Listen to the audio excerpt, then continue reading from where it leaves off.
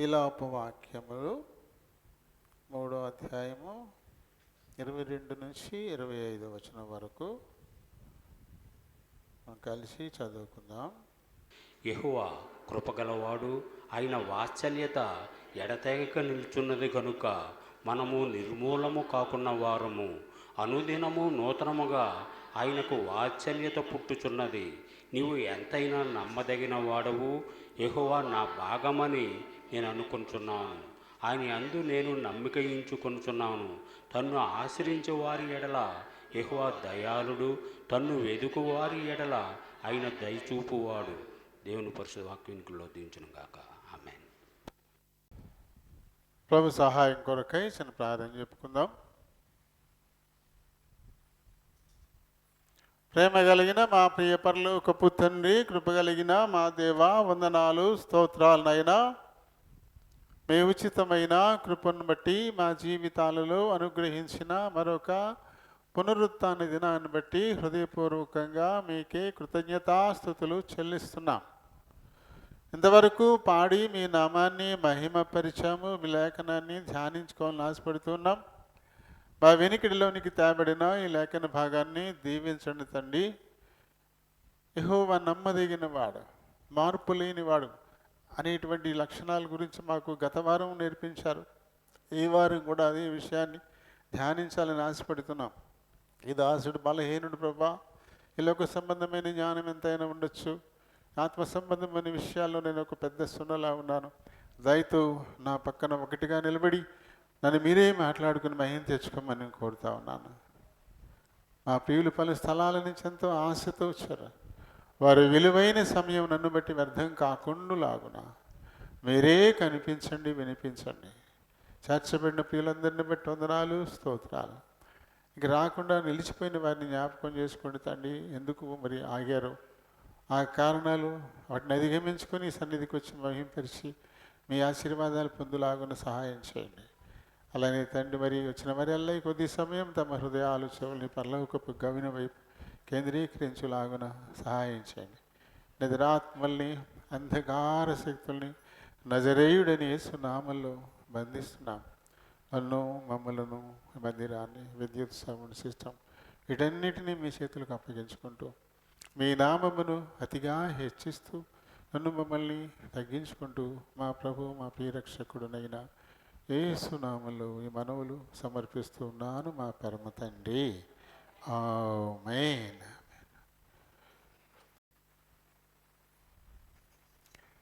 ప్రభునామలందరికీ వందనాలు. దేవుడు తన ఉచితమైన కృపను బట్టి మన జీవితాల్లో మరొక పునరుత్థాన దినం ప్రభుపాద సన్నిధిలో గడిపేందుకు మనకి అనుగ్రహించారు. అందు నిమిత్తము ఆయనకి మనం ఎంతైనా వందనస్తులమైనాం. మనం చక్కగా ఒక బైబిల్ పల్లవి పాడతాం. ఈ బైబిల్ పల్లవి ఎక్కడైనా వినబడింది అంటే అది ఖచ్చితంగా హెబ్రోను సహవాసమే. హెబ్రోను సహవాసంలో మట్టికే ఈ బైబిల్ పల్లవి పాడతారు. ప్రైజ్ ద లార్డ్ కూడా బైబిల్ పల్లవి ఇది హెబ్రోన్ వాళ్ళు చెప్తారు. అయితే ప్రైజ్ ద లార్డ్ ఇప్పుడు అందరూ మొదలెట్టారు, అందరూ చెప్పుకుంటున్నారు.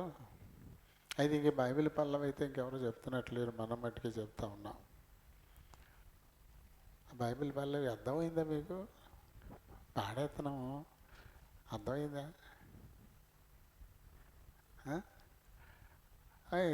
చెప్తారు ఇలా చిల్ల పైకెత్తిలా పాడాలి అంతే, అంతేనా? లేకపోతే ఏమైనా అర్థం ఉందా మనకనే? చదవడానికి శ్రేష్టమైన గ్రంథం బైబిల్ అంట.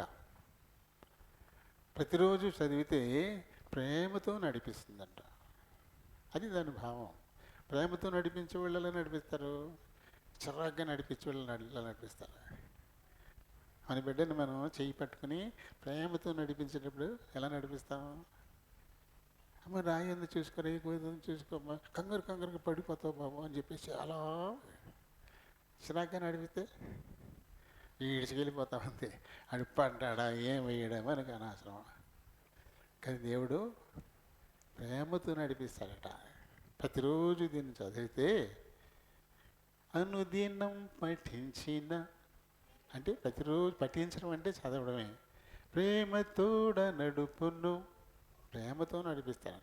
మరి ఈ చక్కటి బైబిల్ పల్లవి, అది బైబిల్కి కూడా ఎంతో గొప్ప మరి విలువ ఉంది కదా. ప్రపంచంలో గిన్నీస్ బుక్లోకి ఎక్కిన గ్రంథం ఏదన్నా ఉందంటే అది బైబిలే.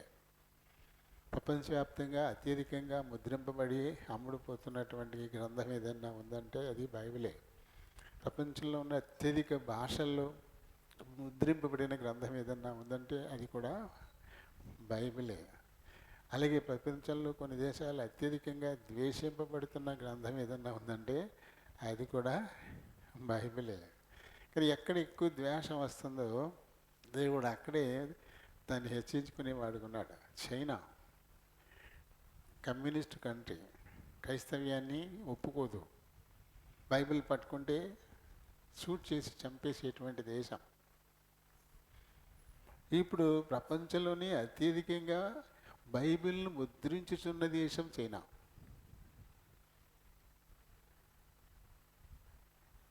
బైబిల్ని ఎంత ద్వేషించిందో ఆ దేశం, అదే దేశంలో అత్యధికంగా బైబిళ్ళు ముద్రింపబడుతున్నాయి ఇప్పుడు చైనాలో. మన ఈ మధ్యన ఒక వ్యాసం వచ్చింది, క్రైస్తవ్యం కూడా చాలా ఎక్కువగా పెరిగిపోతుందంట అక్కడ చైనాలో. ప్రపంచ దేశాలు అన్నిటికంటే కూడా చాలా వేగంగా పెరుగుతుందంట క్రైస్తవ్యం చైనాలో. అంటే దేవుని వాళ్ళు ఎంత ద్వేషించారో ఇప్పుడు అంతగా ప్రేమించిన దేశం అయిపోతుంది అది క్రమంగా చూస్తుంటే. అమెరికా అమెరికా అంటాం కానీ అమెరికాలో పేరుకు క్రైస్తవులే తప్ప ఆ ప్రకారంగా నడుచుకునేవారు కారు.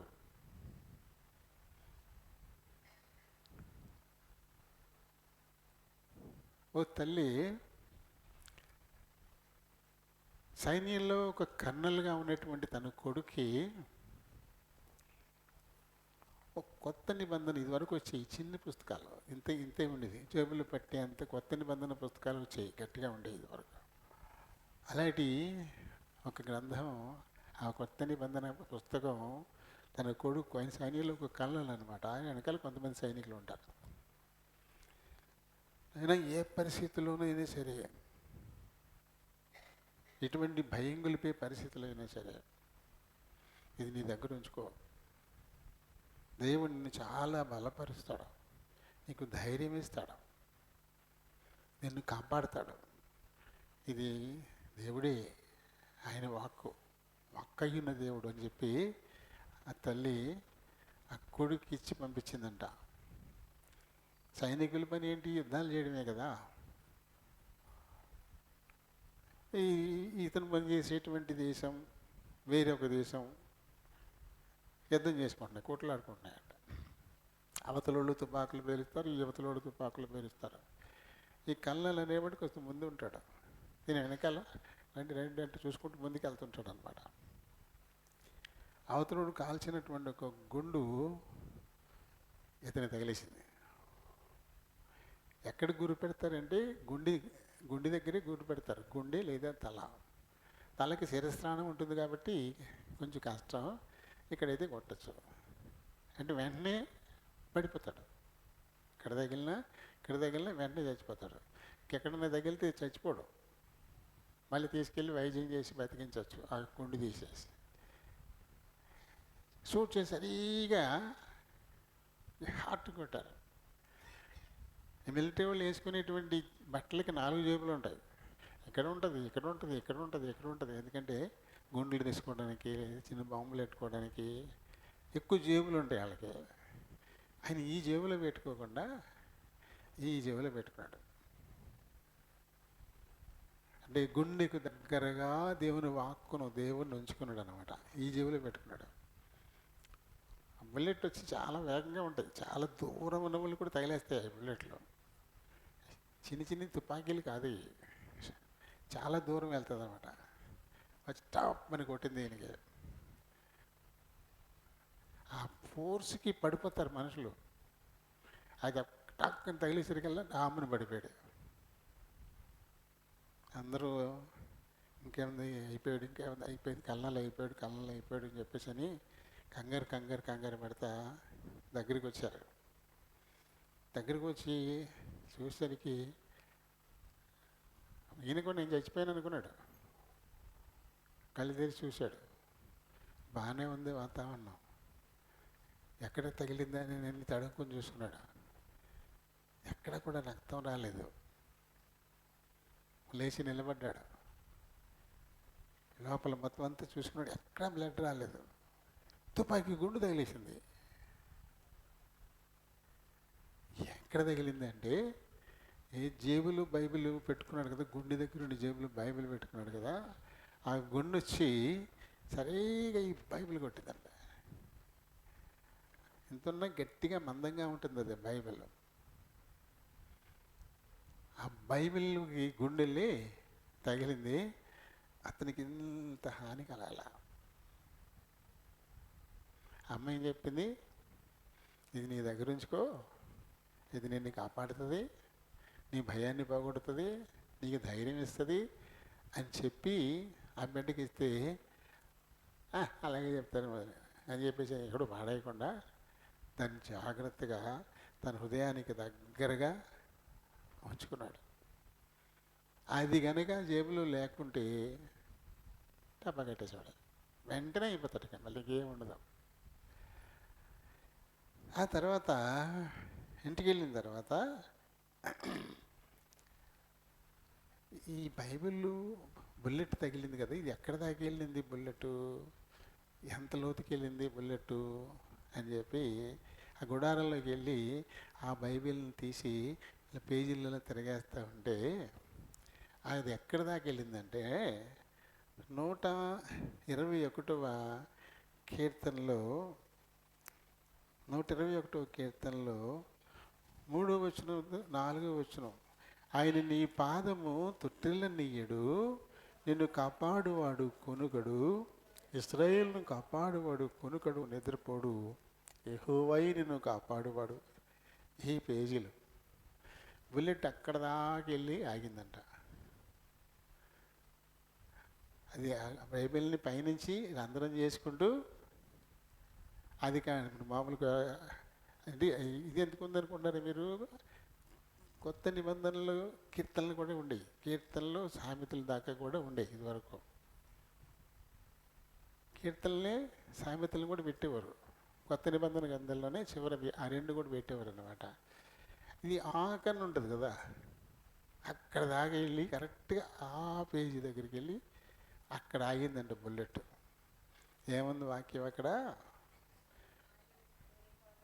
నిన్ను కాపాడువాడు కొనుకడు, నిద్రపోడు, యెహోవాయే నిన్ను కాపాడువాడు అని ఆ వాక్య భాగం అక్కడ వరకు బుల్లెట్ వెళ్ళి అక్కడ ఆగిపోయిందంట. చూడండి బైబిల్ ఎలా కాపాడుతుంది. పల్లవి ఎందుకే పాడుతాం, పఠింప శ్రేష్ఠ గ్రంథము బైబిల్, పఠింప శ్రేష్ఠ గ్రంథము బైబిల్, అనుదినం పఠించిన ప్రేమతోడ నడుపును, ఓ పఠింప శ్రేష్ఠ గ్రంథము బైబిల్. మరి ఈ బైబిల్ని ఎక్కడ పెట్టుకుంటాం మనం? బైబిల్ తెచ్చుకోవడానికి మనకి ఏమైనా ఇబ్బందిగా ఉంటుందా? బైబిల్ ఇంటికి కూడా తీసుకెళ్ళిపోవాలా, ఇంటి దగ్గర నుంచి బైబిల్ని తెచ్చుకోవాలా. అది వెళ్ళేటప్పుడు వచ్చేటప్పుడు అది నీ కూడా ఉండాలా. మందిరానికి వచ్చేటప్పుడు, మందిరానికి నుంచి వెళ్ళిపోయేటప్పుడు, అదే తప్ప మళ్ళీ ఆదివారం దాకే బైబిల్తో పర్లేదు కదా అని ఎక్కడ దిక్కుని పెట్టేసుకుని వెళ్ళిపోకూడదు. అది ఎప్పుడు మీ దగ్గరే ఉండాలి, మీతోనే ఉండాలి. మందిరం దగ్గర బయలుదేరి ఇక్కడికి వచ్చేటప్పుడు మనతో ఉండాలి, అలా వెళ్ళేటప్పుడు తీసుకెళ్ళాలి కూడా. అన్నీ తప్ప బైబిల్ లేకుండా ఇక్కడ పెట్టేసుకుని వచ్చేసి అంటే మందిరానికి వెళ్తున్నట్టు కాదా? ఎవరికి మందిరానికి వెళ్తున్నట్టు తెలియకూడదా? మన ఊరి నుంచి చాలామంది ఇది వరకు ముదునూరు పడి అలాగే వెళ్ళేవారు, శనివారం చక్కగా హ్యాండ్ బ్యాగులు తగిలించుకొని టౌన్కి ఏదో బంగారం కుట్లకి వెళ్తున్నట్టు, బట్టల కుట్లకి వెళ్తున్నట్టు వెళ్ళిపోయేవారు. వెళ్ళేది ఎక్కడికి అంటే ముదునూరుపాడు. ఆ సంగతి ఎవరికి తెలియకూడదు, రహస్యం, అంతే కదా. అలా ఉండకూడదు. బైబిల్ ఎప్పుడు మన వెంట ఉండాలి. చూడండి, ఇప్పుడు తను కొన్ని గుడారాల్లో ఉంచుకోవచ్చు కదా, టెంట్లో చదువుకుని టెంట్లో వదిలేయచ్చు కదా. అలా వదిలేసి ఉంటే ఏమవుతుడు? చచ్చిపోయేవాడే. అలా వదిలిపెట్టకుండా జాగ్రత్తగా 4 జేబులు ఉన్న ఏదో జేబులో పడేసుకోకుండా గుండెకు దగ్గరగా ఉండేటువంటి జేబులో ఆ బైబిల్ని పెట్టుకుని వెళ్ళడం వల్ల అంత పవర్ఫుల్ బుల్లెట్ మనిషిని పడగొట్టేసింది. అది ఆ ఫోర్స్కి మనిషి ఏకంగా పడిపోయాడు కూడా. అటువంటి బుల్లెట్ వచ్చినా సరే అతనికి ఏ హాని చేయకుండా కాపాడింది బైబిలే. కాబట్టి బైబిల్ను దేవుని సన్నిధికి వచ్చేటప్పుడు పట్టుకురండి, వెళ్ళిపోయేటప్పుడు పట్టుకెళ్ళిపోండి. అంతేగాని వదిలిపెట్టేసి పిల్లలు ఏం చేస్తున్నారు? పెట్టేసి వెళ్ళిపోతున్నారు. బైబిల్లో దాని మీద పెట్టేసి వెళ్ళిపోతున్నారు. వచ్చాక తీసుకుంటున్నారు. అలా చేయకూడదు. బైబిల్ ఎప్పుడు మనం కూడా ఉండాలి. మనం మందిరానికి వెళ్తున్నాం, జీవం గల దేవుని మందిరానికి వెళ్తున్నాం అనే సంగతి చూసిన వాళ్ళు గుర్తించాలి. అలా మనం సాక్ష్యం ఇవ్వాలి. నేను ఒక క్రీస్తు అనుచరుణ్ణి. క్రిస్టియన్ అంటే అది మతం కాదు. క్రీస్తును అనుసరించడమే క్రిస్టియానిటీ అంటే. అది మనం మతం చేసి పడేశారు. కానీ క్రైస్తవులు అంటే క్రీస్తును అనుసరించి నడిచేటువంటి వారందరూ క్రైస్తవులే. అంత్యోక్యలో మొట్టమొదటిగా అక్కడున్న ప్రజలు యేసు ప్రభు వెంట వీరు నడిచేవారని చెప్పి క్రైస్తవులు అనే పేరు పెట్టారు. యేసు ప్రభు వెంటలా నేను ఒక మతాన్ని స్థాపిస్తున్నాను, అది నా పేరుతో ఉండే క్రైస్తవ మతం అని చెప్పలే. ఆయన ఏ మతాన్ని స్థాపించడానికి రాలా. ఆయన ఒక మార్గాన్ని ఉపదేశించడానికి వచ్చాడు. మనం ఎక్కడి నుంచి వచ్చామో ఆ చోటు మర్చిపోయాం. ఎక్కడి నుంచి వచ్చామో ఆ చోటు మర్చిపోతే, ఎక్కడ దిగాలో ఆ చోటు మర్చిపోతే ఎలా? ఎక్కడ దిగుతాం? ట్రైన్ ఎక్కేసాం, ఎక్కడ దిగాలో మర్చిపోయాం. అప్పుడు ఎక్కడ దిగుతావు? ట్రైన్ ఎక్కడ దాకా వెళ్తుంది, అక్కడ దాకా వెళ్ళిపోతావా? ఆ చివరి లోపల ఎవడన్నా టీటీ వచ్చి టికెట్ చెక్ చేసాడు అనుకోండి, ఏయ్ నువ్వు వాడు ఎక్కడో దిగిపోవాలా, టికెట్ లేకుండా ప్రయాణం చేస్తున్నాను ఇక్కడ దాకా అని పైన ఎత్తాడు. దాని మీద చూస్తాడు దిగాల్సిన చోటు కదా. అందుకేగా ఓ సైంటిస్ట్ గారు తెగ వెతికేసేస్తున్నాడండి. అన్నీ పడేసి అన్నీ తీసేసి చల్లా చేతులు చేసి వెతికేస్తున్నాడంట. ఆ టీటీ వచ్చి, అయ్యా మీరు మంచోళ్ళు, మీరు టికెట్ కొనే ఉంటారు, కంగారేం పడద్దు, మీరు వెతకక్కర్లేదు, సర్దేసుకోండి అని ఎంత చెప్పినా సరే ఆ టీటీ మీద కయ్యమన్నా అండి ఆయన. ఎవరుగా నీకు అక్కర్లేదు, నాకు కావాలి, ఇప్పుడు అది లేకపోతే నేను ఎక్కడ దిగాలి నాకు తెలీదు అన్నాడు. నీకు టికెట్ చూపించక్కర్లేదు, ఓకే, కానీ నాకు కావాలరా బాబు, అది లేకపోతే నేను ఎక్కడ దిగాలో నాకు తెలియదు అన్నాడు. అందుకోసం వెతుక్కున్నాను. మనం ఎక్కడి నుంచి వచ్చామో మర్చిపోయాం, ఎక్కడ దిగాల్సిందో మర్చిపోతున్నాం, ఎక్కడికి వెళ్ళాలో మర్చిపోయాం. వీటన్నిటినీ తెలియజెప్పడానికే ప్రభు లోకానికి వచ్చాడు. మీరు ఇక్కడి వారు కాదు, మీరు పరదేశకు చెందినవారు. అజ్ఞాతిక్రమ పాపంతో దేవుని కోపానికి గురయ్యి మీరు ఇక్కడికి నెట్టివేయబడ్డారు. మళ్ళీ మిమ్మల్ని ఎలా చేశాడో తండ్రి ఆ స్థితికి మీరు మార్చుకొని మళ్ళీ రావాలి ఇక్కడికి అని చెప్పి అది బోధించడానికి, నేనే మార్గము, ఇది సత్యం, అలాగే ఇది జీవం అని చెప్పడానికి ఆయన వచ్చాడు. అదంతా చెప్పేది బైబిలే కదా. ఇదంతా చెప్పేది బైబిలే. ఇది ఒక రూట్ మ్యాప్. రూట్ మ్యాప్ లేకపోతే ఎక్కడికి వెళ్తాం మనం? ఎక్కడికి వెళ్ళాం. విమానం బయలుదేరింది, పైలట్ దగ్గర ఒక రూట్ మ్యాప్ ఉంటుంది. తను ఏ దేశం వెళ్ళాలి, ఆ దేశం ఇక్కడి నుంచి ఏ దిశగా ఏ యాంగిల్లో ఉంది, ఏ అక్షాంశ రేఖాంశాల ఆ మధ్యలో ఉంది. ఎందుకంటే ఆ దేశం కనపడదు, వేల కిలోమీటర్ల దూరంలో ఉంది, సముద్రాల మీద నుంచి ఎగరాల్సి ఉంటుంది, ఆ దేశం కనపడదు. చూపించేది దిక్సూచియే. అదే ఇంకా అది తీసుకెళ్ళిపోతూ ఉంటుంది అంతే. అలా యాంగిల్లో పెడితే వెళ్ళిపోతూ ఉంటుంది అంతే. అది వీళ్ళేమి అటు ఇటు తిప్పక్కర్లేదు, ఏమి తిప్పేది ఏమి ఉండదు. కరెక్ట్గా యాంగిల్లో పెట్టేస్తే వెళ్ళిపోతుంది అంతే, వెళ్ళిపోతూ ఉంటుంది. పైలట్ మోడ్ అని ఉంటుంది. పైలట్ మోడ్లో పెట్టి ఆటో పైలట్ మోడ్ అనమాట. ఇంకా పైలట్ శుభ్రం పడుకోవచ్చు, ఆ మోడ్లో పెట్టేసి శుభ్రంగా పడుకోవచ్చు. ఎందుకంటే కొన్ని గంటల పాటు 8-9 గంటల పాటు నిరంతరంగా ప్రయాణం చేస్తూ ఉంటుంది. శుభ్రంగా పడుకుని 3-4 గంటలు నిద్రవచ్చు, అలారం పెట్టుకుని నిద్రకి లేయచ్చు, అది వెళ్ళిపోతానే ఉంటుంది. అలా యాంగిల్ రూట్ మ్యాప్ అందులో సెట్ చేసి వదిలేస్తారు దాన్ని అంతే. అలాంటి ఒక రూట్ మ్యాప్ బైబిల్. నువ్వు ఎక్కడి నుంచి వచ్చావు, అక్కడికి వెళ్ళడానికి నువ్వు మర్చిపోయావు. అయితే ఇదే రూట్ మ్యాప్, ఇది నీ దగ్గర ఉండి ఖచ్చితంగా నువ్వు వెళ్ళాల్సిన చోటుకి వెళ్ళి తీరుతావు. అది చెప్తూ ఉంటుంది మనకు. బాగా ఈ మధ్యన అలవాటు అయిపోయింది, బండి మీద వెళ్ళినా కార్లో వెళ్ళినా ఆ నావిగేషన్ స్మార్ట్ పెట్టేసుకుంటే అది చెప్పేస్తుంటుంది.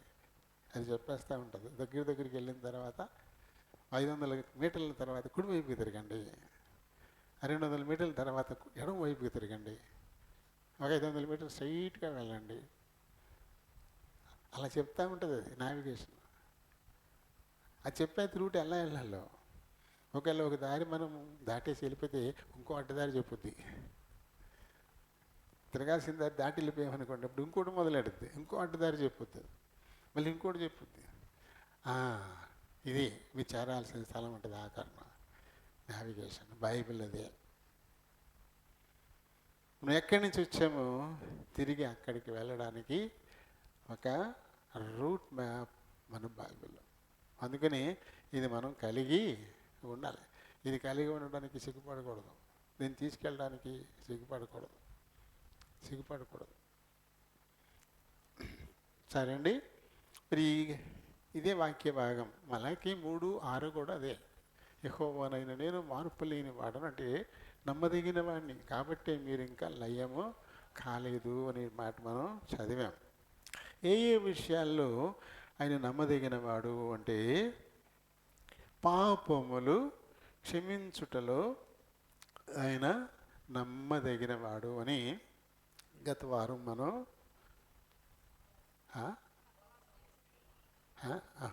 సహవాసం ఇక్కడ దాకా వచ్చాం. ముందు సహవాసం ముందు రైట్, సహవాసం కదా. సహవాసం చేయడంలో నేను తలంపు వచ్చినప్పుడు నోట్స్ వేరే రాసేసాను. అందులో మొదట సహవాసంతో కదా మొదలెట్టాలని 3ది మొదలెట్టాను. 1 కాదు, 3లో సహవాసం ఉంది. 1 పాపాలను క్షమించడంలోనూ, 2 దుష్టత్వం నుండి తప్పించడంలోనూ, 3వదిగా సహవాసం చేయడంలోనూ అని రాసుకున్నాను. 4 శోధన నుండి తప్పించడంలోనూ, 5 వాగ్దానం చేసి నెరవేర్చుటలో కూడా ఆయన నమ్మదగినటువంటి వాడు. దీనిలో మొట్టమొదటిది ఏంటంటే, ఎందుకు మనల్ని చేసుకున్నాడు? మనతో సహవసించడానికే కదా. అందుకని ఆ పాయింట్ ముందు మనం మాట్లాడుకున్నాం.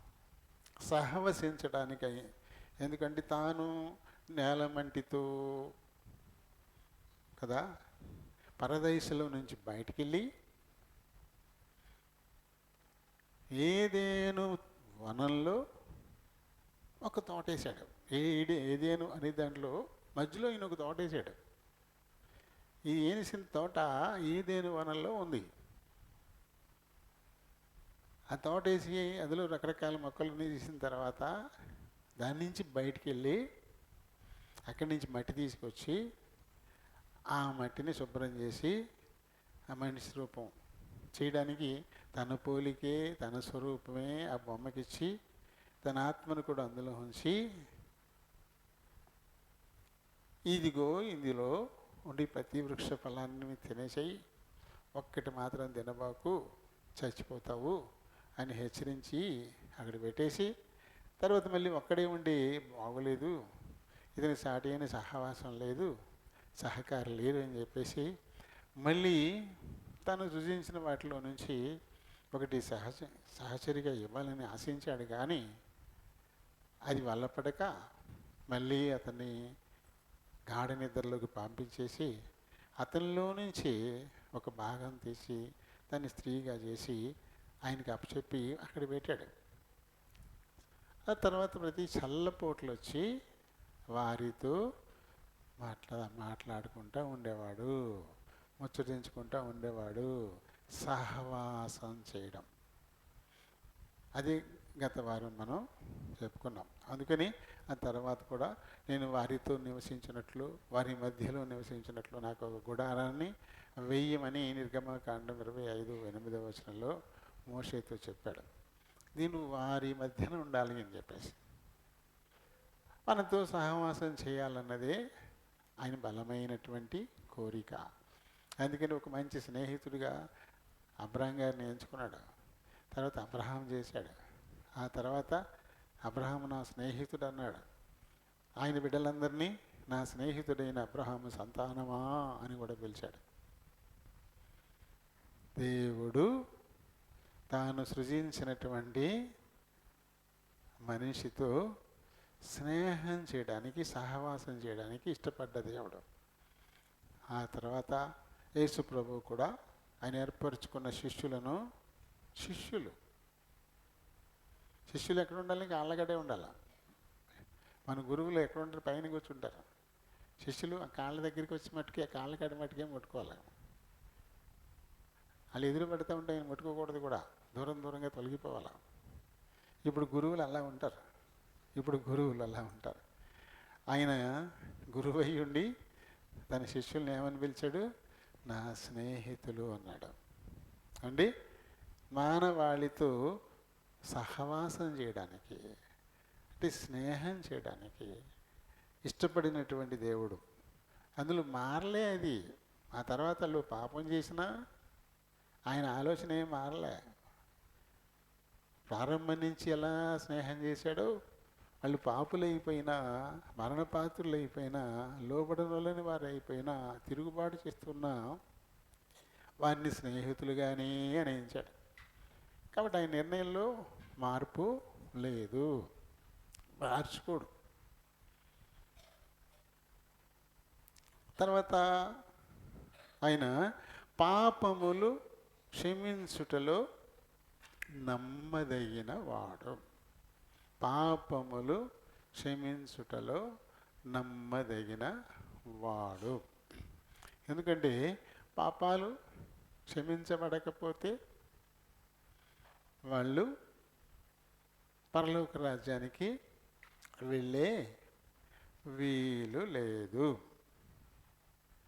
కాబట్టి ఆయన మాత్రమే పాపాలను క్షమించి దేవుని నిత్యరాజ్యానికి తీసుకెళ్ళడానికి చాలినటువంటి వాడు. అందులో ఏ మార్పు ఇంకా లేదు. మనం ఈ లోకంలో ఎన్నో చేయించుకుంటాం. ఒక మనిషి బంగారంతో ఏదైనా ఒక వస్తువు చేయించుకోవాలని ఆశపడినప్పుడు మనం ఎక్కడికి వెళ్తాం? ఈ గోల్డ్ స్మిత్లు అందరూ నమ్మదగిన వాళ్ళ?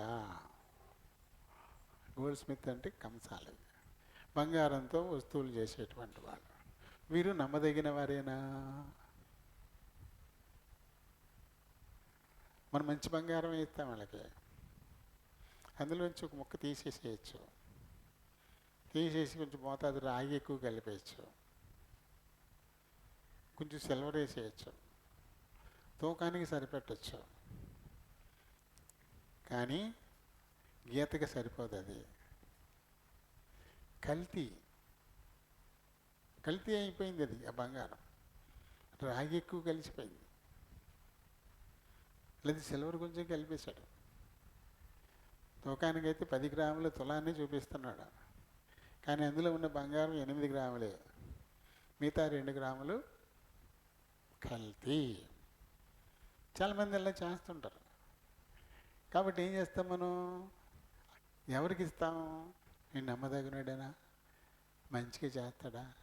కల్తీ లేకుండా చేస్తాడా?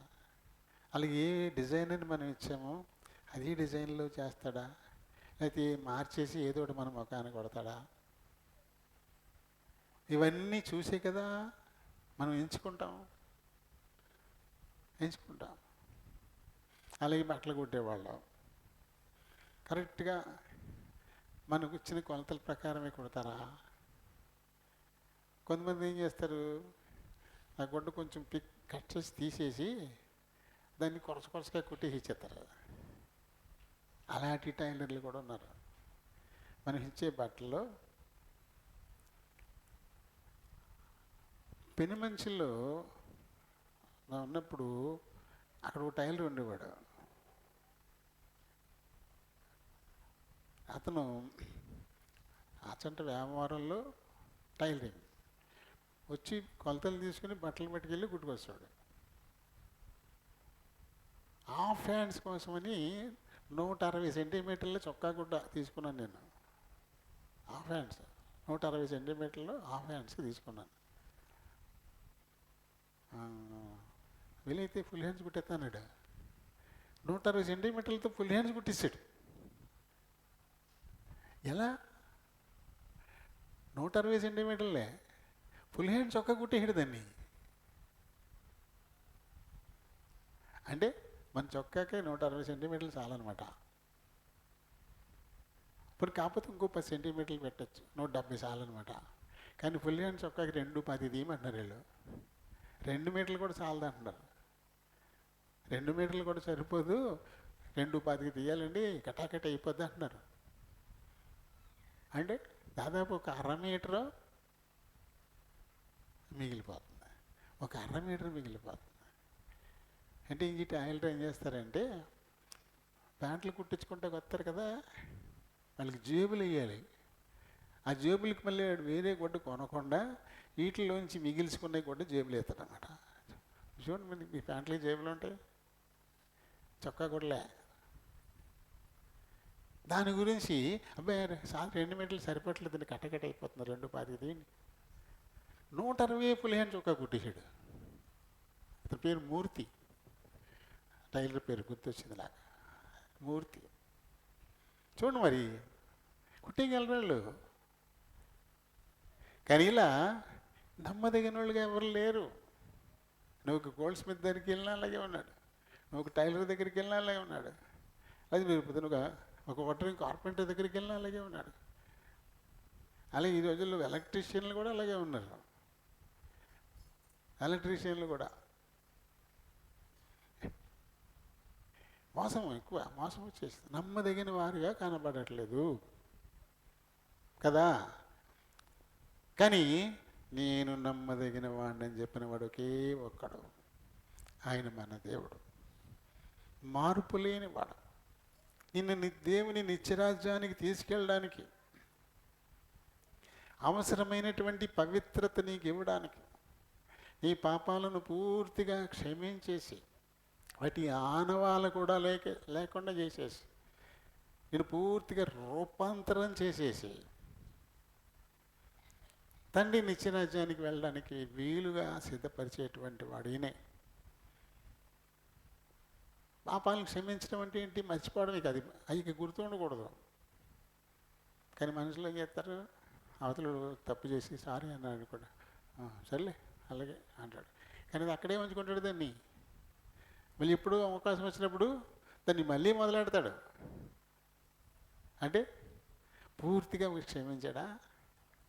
పూర్తిగా క్షమించడం అంటే ఇంకా ఎప్పటికీ గుర్తు రాకూడదు, వాడి ఆనవాలే ఇంకా కనపడకూడదు, పూర్తిగా రూపాంతరం చెందిపోవాలా. అలా చేయడానికి చాలినటువంటి వాడు మన దేవుడు. అయితే ఇప్పుడు డాక్టర్ దగ్గరికి మనం వెళ్ళామనుకోండి, కొంతమంది వాళ్ళకు ఉండేటువంటి జబ్బులు కొన్ని చెప్పరు, సిగ్గుపడతారు, కొన్ని చెప్పడానికి సిగ్గుపడతారు, దాచేసుకుంటారు, ఏవో చెప్తారు పై. మరి అప్పుడు దానికి ఎలా మందు? దానికి ఆయన మందు ఇవ్వడు కదా, నువ్వు చెప్పలేదు కాబట్టి దానికోసం మందు ఇవ్వడు. అప్పుడు ఇది ఎలా తగ్గుతుంది? నీకు పూర్తి స్వస్థత నువ్వు కోరుకుంటే ఎలాంటి బలహీనతలు ఉన్నాయో అవి పూర్తిగా చెప్పేయాలి, డాక్టర్కి చెప్పేసేయాలి. కొంతమంది అతి తెలివితో లేని కూడా కొన్ని చెప్పేస్తారు. లేని కూడా, ఎందుకంటే డాక్టర్ దగ్గరికి వచ్చాయి కదా, ఏమైనా తలపోటు వస్తున్నట్టు ఉందంటే నిజంగా తలపోటు రాదు, అప్పుడప్పుడు వస్తున్నట్టు ఉందంట, దానికి కూడా మంది చేతడైనా. నీకు జబ్బు లేకపోయినా మందు తీసుకునే పరిస్థితి. కొందరేమో జబ్బు ఉన్నది చెప్పకుండా దానికి మందులు తీసుకోరు, కొంతమంది లేనిది చెప్పి మరి దానికి కూడా మందులు తీసుకుంటూ ఉంటారు. అది ఎలా? ఇప్పుడు లేని దానికి మందు వేసుకుంటే ఏమవుద్ది? కొత్తగా జబ్బు పుట్టుకొస్తుంది. ఇప్పుడు నీకు జ్వరం లేదు, జ్వరం లేకుండా డోలో 650 వేసేసామనుకో, ఏమైపోద్ది? ఒళ్ళు చల్లబడిపోద్ది, బీపీ డౌన్ అయిపోద్ది. ఇప్పుడు మళ్ళీ హాస్పిటల్కి వెళ్ళాలి, అంతే కదా. టైంకి వెళ్ళకపోతే ప్రాణాలు అయిపోవచ్చు. షుగర్ లేదు అయినా వేసేసాం, అప్పుడు ఏమవుద్ది? షుగర్ డౌన్ అయిపోద్ది, అప్పుడు మళ్ళీ ప్రమాదం, అది ప్రాణాల మీదకి వచ్చింది. ఇక్కడ ప్రతిదీ వైద్యుడి దగ్గరికి వెళ్ళినప్పుడు మనం కరెక్ట్గా చెప్పాలా, సిగ్గుపడకూడదు, బిడియం పడకూడదు. వాస్తవాన్ని చెప్పినప్పుడు మాత్రమే ఆయన సరిపడా ఆ మెడిసిన్ ఇవ్వగలుగుతాడు. అది ఎలా చెప్పాడో అలానే వేసుకోవాలా, అప్పుడు గ్యారెంటీగా తగ్గిపోతుంది. కానీ సరిగా మనం చెప్పాం, తెచ్చుకున్నా సరిగా వాటిని వాడాం, గుర్తొచ్చినప్పుడు వేసుకుంటాం. చేదిగా ఉందంటే చెత్తపట్లు వేసేస్తాం. బాబోయ్ ఇంత చేదిగా ఉందంటే బాబు చేయటం మిగతాడు ఇట్లని అని చెప్పేసి కప్చిప్గా ఊడదీసి చెత్తపట్లు వేసేస్తుంటారు కొంతమంది. మరి ఎలా తగ్గుద్ది? సహజంగా ఈ శారీరక బలహీనతలకు మనం వైద్యుని దగ్గరికి వెళ్ళినప్పుడు ఎలా ప్రతి విషయాన్ని వైద్యుడికి మనం చెప్పాలో అది నమ్మకమైన వైద్యుడికే. ఇప్పుడు వైద్యులకి ఏమీ అక్కర్లేదు, ఎందుకంటే మనకున్న రోగం పోకూడదు కదా. పోతే ఎలా వెళ్తాం? ఆ రోగం పోతే మళ్ళీ ఆయన దగ్గరికి వెళ్ళాం కదా. కనీసం 2-3 నెలలన్నా తిరగాలి మనం అక్కడికి. వెళ్ళినప్పుడల్లా టికెట్ కోయాలి, వెళ్ళినప్పుడల్లా టెస్టులు చేయించాలి, వెళ్ళినప్పుడల్లా మందులు. అందుకోసం ఇప్పుడు డాక్టర్లు ఏం చేస్తారు? సరిగా అడగట్లేదు, అసలు సమస్య ఏంటో మనసు పెట్టి అసలు చూడట్లా. ఏదో అలాగా ఓకే టిక్ తీసుకొచ్చి అంటారు, అంతే. వాళ్ళకి మనం స్వస్థత పడడం వాళ్ళకి ఇష్టం లేదు, మనం స్వస్థపడితే వాళ్ళకి బేరాలు ఉండవు, అంతే. రూములు ఖాళీగా ఉంటే అవసరం లేకపోయినా ఐసీయూలో గంటెత్తారు. ఎందుకంటే పెద్ద బేరం వచ్చిందంటే అవసరం ఉన్నా అందులో ఉంచిన బయటికి గంటెత్తారు. అలా ఉన్నారు ఇప్పుడు డాక్టర్లు. అది ఖాళీగా ఉన్నాయనుకోండి, మనం అందులో ఉండక్కర్లేదు, అయినా సరే ఏదో రకంగా అందులో పెట్టేస్తారు, తోసేస్తారు అయితే అందులోకి. ఒకవేళ మనకంటే పెద్ద పద్దు వచ్చిందనుకోండి, ఒక వారం రోజుల పాటు ఉండిపోయే పద్దు, మనం రేపైనా బయటకు వచ్చేస్తాం. అప్పుడు ఏం చేస్తారు? ఆ రాత్రికి మనం ఉండాలి, అయినా సరే మనల్ని బయటికి ఇంటేస్తారు. అక్కలేదు, దీని బతడానికి ఎందుకంటే అక్కలేదు, ఇక్కడున్న అయ్యే మందులు ఇంటికి వెళ్ళిన అయ్యే మందులు వెళ్ళిపోండి అంటారు, అంతే. ఇప్పుడు అలా ఉంది వైద్యం. కాబట్టి నమ్మదగిన వైద్యులకి సమస్తాన్ని మనం చెప్పాల, నమ్మదగిన కదా. అలాగే ఇక్కడ దేవునికి కూడా చెప్పాలంట. యోహాను మొదటి పత్రికలో 1వ అధ్యాయము 9వ వచనం చదువుదాం. మన పాపములను మనము ఒప్పుకొని ఎడల ఆయన నమ్మదగిన వాడును నీతిమంతుడును గనుక ఆయన మన పాపములను క్షమించి సమస్త దుర్నీతి నుండి మనలను పవిత్రులనుగా చేయును. ఈ విషయంలో ఆయన నమ్మదగిన వాడు. నమ్మదగిన దేవా నిన్న నేడు నిరతము, నమ్మదగిన దేవా నిన్న నేడు నిరతము, ఏకరీతిగనున్నా నిన్ను నేను కొలుతును, ఏకరీతిగనున్నా నిన్ను నేను కొలుతును. స్తుతికి పాత్రుడా స్తోత్రం నీకే ప్రభువా, స్తుతికి పాత్రుడా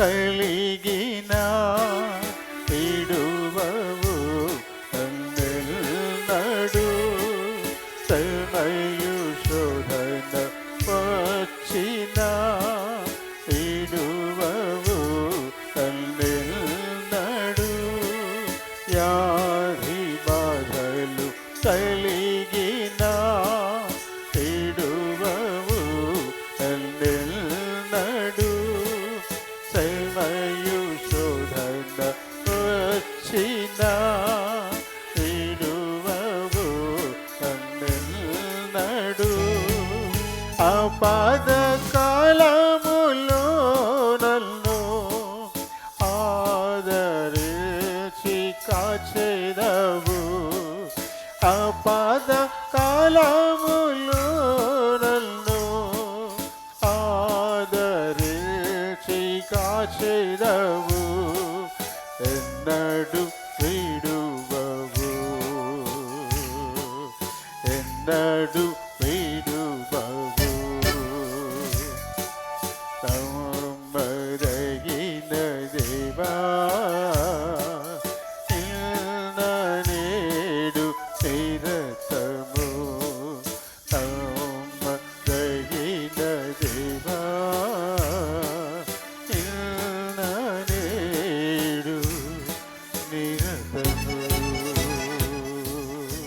నిన్న నేడు ఎప్పటికీ నమ్మదగినవాడు మారని దేవుడు ఈ పాపాలను క్షమించడానికి పవిత్రపరచడానికి దేవుని నిత్య రాజ్య వారసత్వం నీకు అందుబాటులోకి తీసుకుని రావడానికి ఆయన చాలినటువంటి దేవుడు.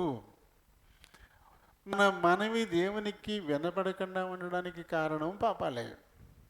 మనం ఆయన దృష్టికి కనపడకుండా ఉండడానికి కూడా అడ్డంగా వచ్చేవి పాపాలే. 59 ప్రారంభం నుంచి మనం చదువుతాం కదా, రక్షింప నేరకయుండునట్లు యెహోవా హస్తము కురుచ కాలేదు, ఆయన నేరకయుండునట్లు ఆయన చెవులు మందము కాలేదు.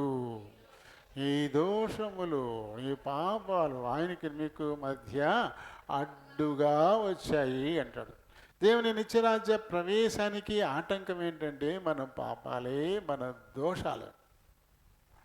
వీటన్నిటినీ క్లియర్ చేయడానికి, పూర్తిగా వీటిని నయం చేయడానికి చాలినటువంటి వాడు మన దేవుడు. అయితే ఏం చేయాలి? డాక్టర్ దగ్గరికి వెళ్ళి రోగాల్ని దాస్తే స్వస్థత ఎలా రాదు, దేవుని దగ్గరికి వచ్చి పాపాలను దాచిపెట్టుకుంటే కదా ఇక్కడ ప్రక్షాళన జరగదు, పవిత్రులుగా చేయడానికి వీలు పడదు. కాబట్టి ఏం చేయాలంట? దాచకుండా చెప్పాలి. మనము పాపములను ఒప్పుకొనిన ఎడల, మన పాపాలని ఒప్పుకొనిన ఎడల, ఒప్పుకోవాలి. మన పాపాలని ఒప్పుకోవాలి, కుటుంబ పాపాలని ఒప్పుకోవాలి, సమాజం పాపాలని ఒప్పుకోవాలి. ఎందుకంటే బైబిల్లో చాలామంది దైవజనులు మరి పితరుల పాపాలన్నిటినీ ఒప్పుకున్న వారుగా ఉంటారు. ఎజ్రా, నెహెమియా, దానియేలు ఇలాంటి వాళ్ళందరూ కూడా పితరులు చేసిన పాపాలను కూడా ఒప్పుకున్నారు. మన పాపాలని ముందు మనం ఒప్పుకోవాలా? ఇతరులు పాపాలను ఒప్పుకోవడానికి మనకున్న అర్హత ఏంటి? వాళ్ళ గురించి ప్రార్థించడానికి ముందు మనం బాగుపడాలి. ముందు మనం బాగుపడ్డాకే కదా. మనం గట్టి మీద ఉంటేనే గోతులో ఉండి పైకి లాగుతాం. మనం గోతులో ఉండి ఆ గోతులో ఉండి పైకి లాగుతాకి ప్రయత్నం చేస్తావా? లాగుతామా? కుదరదు కదా. ముందు మనం ఒడ్డున పడాలి. కాబట్టి మన పాపాల విషయం ఏ ఒక్కటి దాచిపెట్టకుండా ఈ పాపాలను ఏం చేయాలంట? ఒప్పేసుకోవాలంట. అయితే 8వ వచనాన్ని చదివితే, మనము పాపము లేని వారమని చెప్పుకొని ఎడలా అంటాడు. మనల్ని మనమే మోసం చేసుకుంటాం.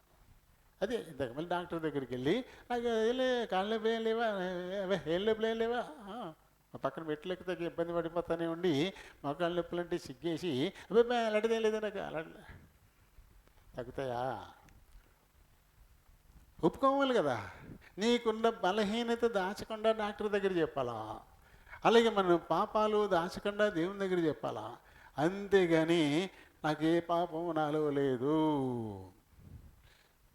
మన బహిరంగ సువార్తలకు వెళితే చాలామందికి నచ్చని విషయం అంతే ఒకటే, ఏంటంటే పాపులను రక్షించడానికి యేసు ప్రభు ఈ లోకానికి వచ్చాడు అని చెప్తుంటే, అయ్యి మేమేం పాపం చేసాం, మేమేం పాపాలేం చేయలేం అని చెప్తూ ఉంటారు, ఎదురొడ్డుతూ ఉంటారు. మీరు ఎప్పుడు చూసినా పాపులు పాపులు అంటారండి, ఏం పాపాలు చేసేసాం అంటుంటారు. కానీ జన్మతోనే పాపివి కదా, నువ్వేం చేయక్కర్లా. పాపులైన తల్లిదండ్రులకు పుట్టుకొచ్చావు, పాపంలోనే పుట్టావు కాబట్టి నువ్వు పుట్టుకతోనే పాపివే. తర్వాత నువ్వు చేయాల్సిన పనేం లేదు. ఈ లోకంలో పడగానే పాపిగా పుడుతున్నావు.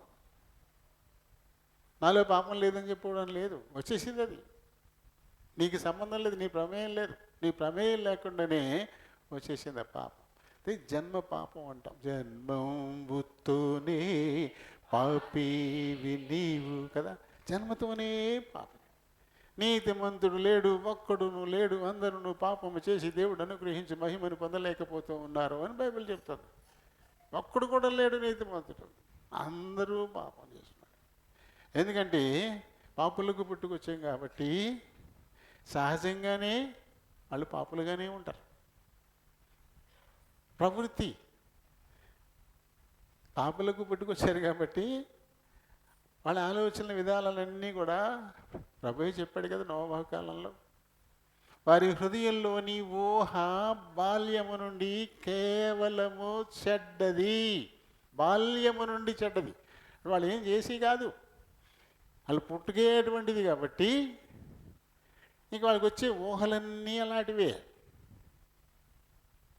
ఎవరికి చెప్పాను మీకు, మళ్ళీ చెప్తా ఉన్నాను.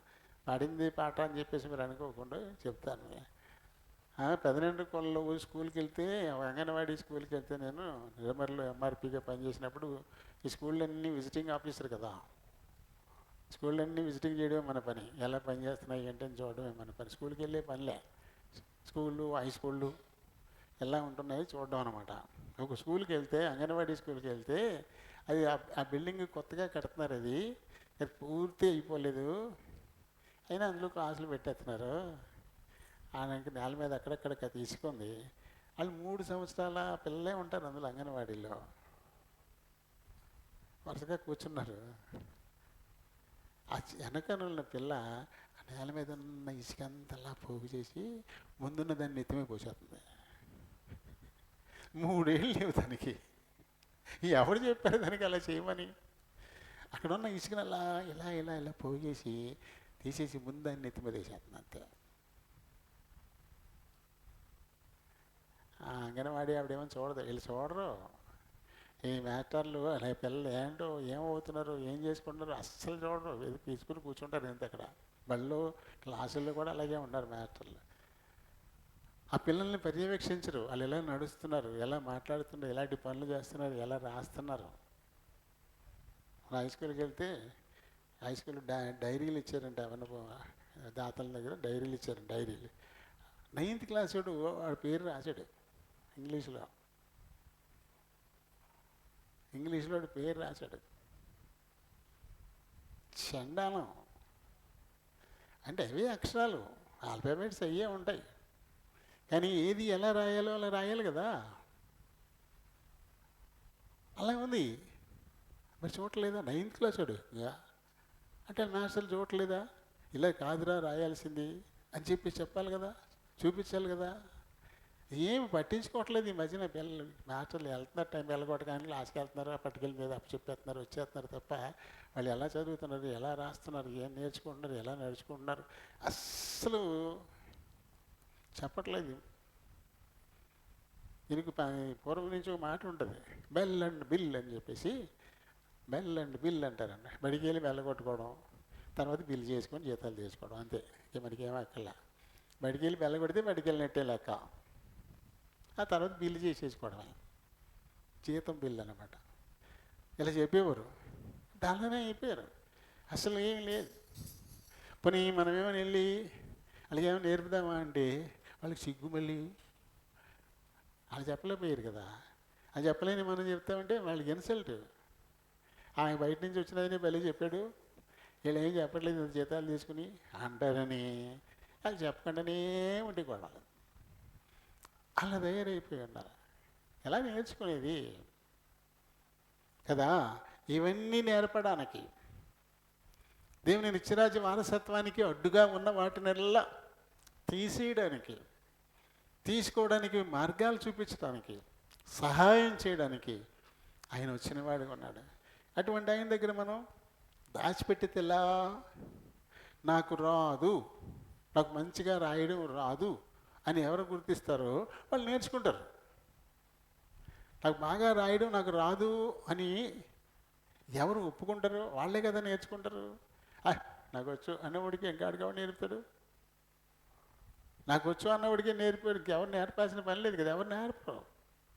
నాకు రాదు, ఎలా రాయాలో నాకు రాదు, దీన్ని ఎలా చదవాలో నాకు తెలియట్లేదు అన్నాడు అనుకోండి, అటువంటి వాడు రాయగలుగుతాడు, చదవగలుగుతాడు. రాకపోయినా సరే నాకు వచ్చు అనుకునేవాడికి ఇంకేమీ ఇంకా రాదు.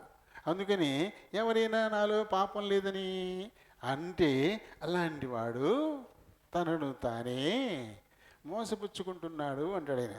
తమను తామే మోసపుచ్చుకోవడం అవుతుంది. అందుకని ఏం చేయాలంటే మనము పాపము లేని వారమని చెప్పుకుని నీడల మనలను మనమే మోసపుచ్చుకుందాము, మరియు మనలో సత్యం ఉండదు.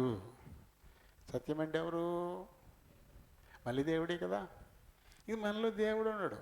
మనలో దేవుడికి నివాస స్థానంగా మనం లేనప్పుడు ఇంకా ఆయన నిత్యరాజ్యానికి వెళ్ళడానికి అవకాశం లేదు. ఆయన పరిశుద్ధ పర్వతం మీద ఆయన గుడారంలో ఉండడానికి మనం అర్హులమే కాదు. కాబట్టి ఏం చేయాలంట? ఒప్పుకొని తీరాలి. వాటిని మనం ఒప్పుకోవాలి. మన పాపములను మనం ఒప్పుకొని నీడల ఆయన నమ్మదగిన వాడును నీతిమంతుడును గనుక. ఆయన నమ్మదగినవాడు, ఆయన నీతిమంతుడు. నీతిమంతుడు అంటే మాట ఇచ్చి నెరవేర్చేటువంటి వాడే నీతిమంతుడు. ఆ మాట ఇచ్చి నెరవేర్చడంలో ఎంత కష్టమైనా సరే నెరవేర్చాలి. అటువంటి వాళ్ళే నీతిమంతులు. అబ్రహాము దేవుని నమ్మెను, అది అతనికి నీతిగా ఎంచబడెను. ఎందుకలా? అబ్రహమా, నీ దేశాన్ని, నీ తండ్రి ఇంటిని వదిలిపెట్టేసి నేను చూపించబోయే దేశం వచ్చేయి, నేను గొప్ప జనంగా చేస్తాను, నేను ఆశీర్వదిస్తాను, నేను ఆశీర్వదించేవాడిని ఆశీర్వదిస్తాను, శపించేవాళ్ళని శపిస్తాను, భూమి యొక్క సమస్త వంశంలోని సంతానం వలన ఆశీర్వదింపబడతారు అని దేవుడు చెప్తే ఆ మాటను నమ్మి ఊర్ అనేటువంటి తన పట్టణాన్ని, అక్కడ అతను కట్టుకున్న బంగారుపు ఇల్లు, అలాగే అక్కడ తనకున్నటువంటి పేరు ప్రఖ్యాతులు, అక్కడ ఒక మహారాజులా ఉన్నాడు. 318 మంది ఇంట పుట్టిన దాసులు ఉన్నారు ఆయనకి, పనివాళ్ళు. ఇప్పుడు మనకి ఇక్కడ ఇదివరకు మన ఊళ్ళో కూడా బాగా డబ్బున్న వాళ్ళు ఉండేవారు కదా, వాళ్ళు ఒక్కొక్కటి ఇంట్లో 10 మంది పాలేర్లు ఉండేవారు, 10 మంది పాలేర్లు ఉండేవారు. అందులో పనిచేస్తాయి, ఆ కామతంలో పనిచేస్తాయి. వాళ్ళ మీద ఒక నిఘామని ఉండేవాడు, ఆయన వీళ్ళందరితోటి పని చేయిస్తాడనమాట. ఓ 10 మంది, 200 ఎకరం ఉంటే 200 ఎకరం ఉంటే ఓ 10 మంది పని వాళ్ళు పెట్టుకుని ఉండేవారు. అలాంటిది ఎకరం 18 మంది ఉన్నారంట ఏకంగా ఆయన ఇంట్లో. అంటే ఎటువంటి ఆస్తిపరుడు, అంతమంది వారి కుటుంబాలు, అందరూ అతని దాసులు. ఒక రాజే అభిమేలెకు వాళ్ళందరూ అంటారు, మా మధ్య నువ్వు మహారాజులా ఉన్నావు అంటారు. అటువంటి వాడు వచ్చేసేయి అంటే మొత్తం తన దేశాన్ని బంగారంతో కట్టుకున్న తన ఇల్లు మనం నేల మీద టైల్స్ వేస్తాం, టైల్స్ వేసామని సాంబార్ పడిపోతుంటాం. ఆయన బంగారపు రేకేసేసాడంట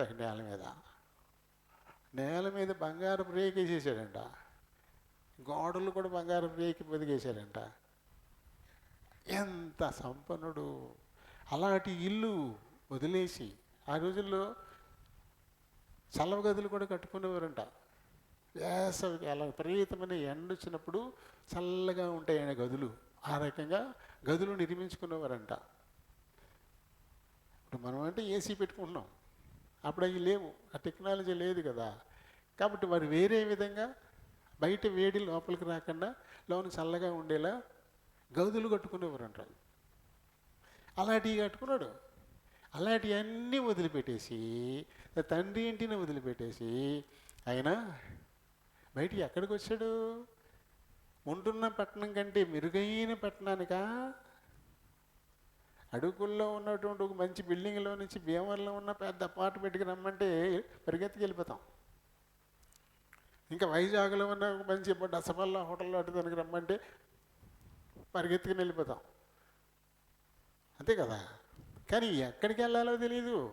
నేను చూపించబోయే దేశం అన్నాడు. ఎక్కడికి వెళ్ళాలో తెలియదు. ఎక్కడికి వెళ్ళాలో తెలియనటువంటి ప్రదేశానికి అన్ని హంగులతో కట్టుకున్న ఇల్లు, ఇక్కడ ఉన్నటువంటి పేరు ప్రఖ్యాతులు గౌరవ మర్యాదలు అన్నీ వదిలేసుకుని వచ్చేసాడు ఆయన. వచ్చిన తర్వాత అప్పటికి సంతానం లేదు, 75 సంవత్సరాల వయసు, అని భార్యకి 65 సంవత్సరాల వయసు, సంతానం లేదు. కొన్ని వచ్చిన తర్వాత ఏమన్నా నేను గొప్ప జనంగా చేస్తానన్న ఆయన ఒక్క బిడ్డను కూడా ఇవ్వట్లా. 76 అయింది, 77 అయింది, 78 అయింది, 80 దాకా చూసాడు. 5 ఏళ్ళు అయింది పిలిచి, ఇప్పటిదాకా ఏమీ లేదు. నా దేశం నా జనం అందరిని వదిలిపెట్టేసుకుని వచ్చి 5 ఏళ్ళు అయిపోయింది, ఇంకేమీ లేదు అని చెప్పేసి మళ్ళీ తిరిగి తన దేశం వెళ్ళిపోయాడా? వెళ్ళ. అలవాటు లేని చోట మకాం. ఇప్పుడు తనకు అలవాటు లేదు. పరాయి దేశంలో గుడ్డతో డేరాలు కట్టుకొని, అవి ఏమన్నా పూర్తి ప్రొటెక్షన్ ఇస్తాయా?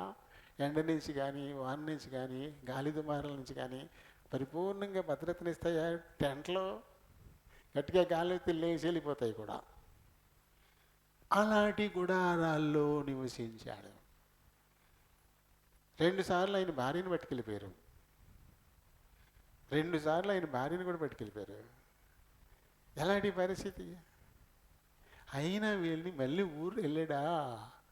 ఊరు, ఆయన ఉండే పట్టణం పేరు ఉర్రు, తెలుగులో ఊరోను అంటారు. ఉర్రు అని ఊరోను అని కూడా అంటారు. అది మెసపటోమియా దేశంలో ఉంది. అది మళ్ళీ వెనక్కి తిరిగి వెళ్ళాడా? వెళ్ళా. ఎంత కష్టం మరి. సంవత్సరాలు గడుస్తున్నాయి, వయసు పెరిగిపోతుంది, పిల్లలా పుట్టట్లేదు. మరి భద్రత ఉందా అంటే తన భార్యను కూడా పట్టుకెళ్ళిపోయారు 2 సార్లు. అయినా తిరిగి నా ఊరు వెళ్ళిపోతాను అని అనుకోలా.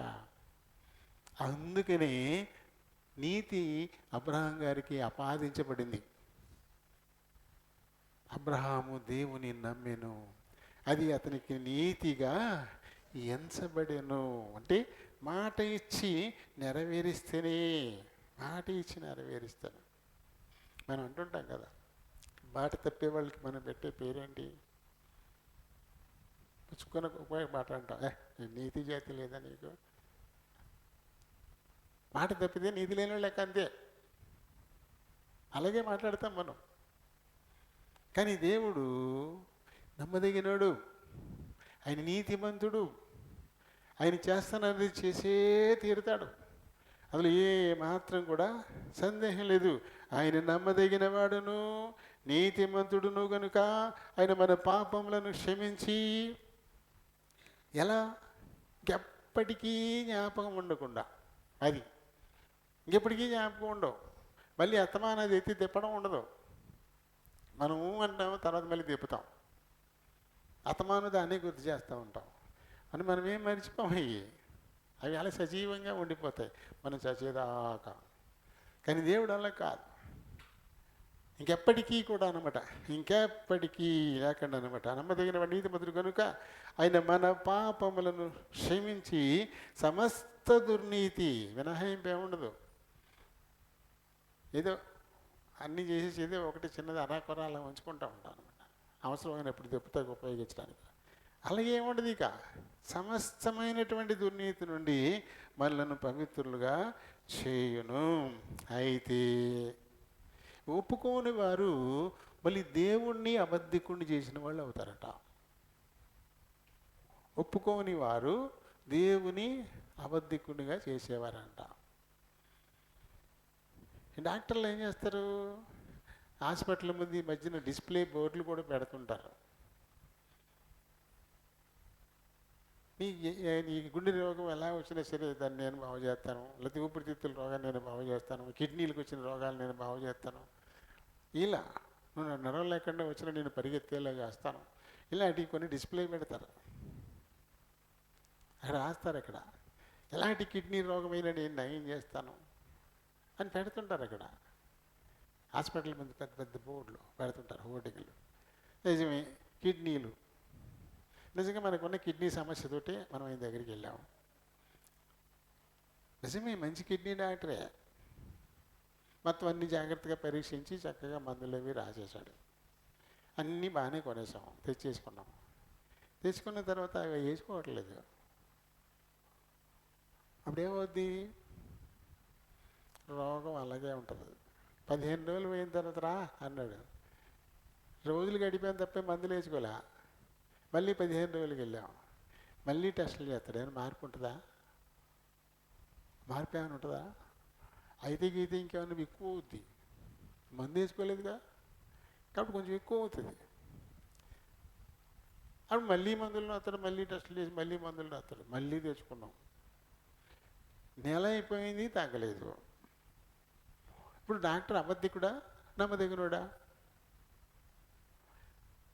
ఇరుగు పొరుగు వాళ్ళు ఏమంటారు, నెలల నుంచి ఎంత ఉంది కిడ్నీ జబ్బు అని చెప్పేసి అలాగే పెద్ద బోర్డు పెట్టాడు, ఎలాంటి కిడ్నీ రోగమైన నేను బాగు చేసేస్తానని. నెలల నుంచి వెళ్ళినా సరే జవాబు లేదు.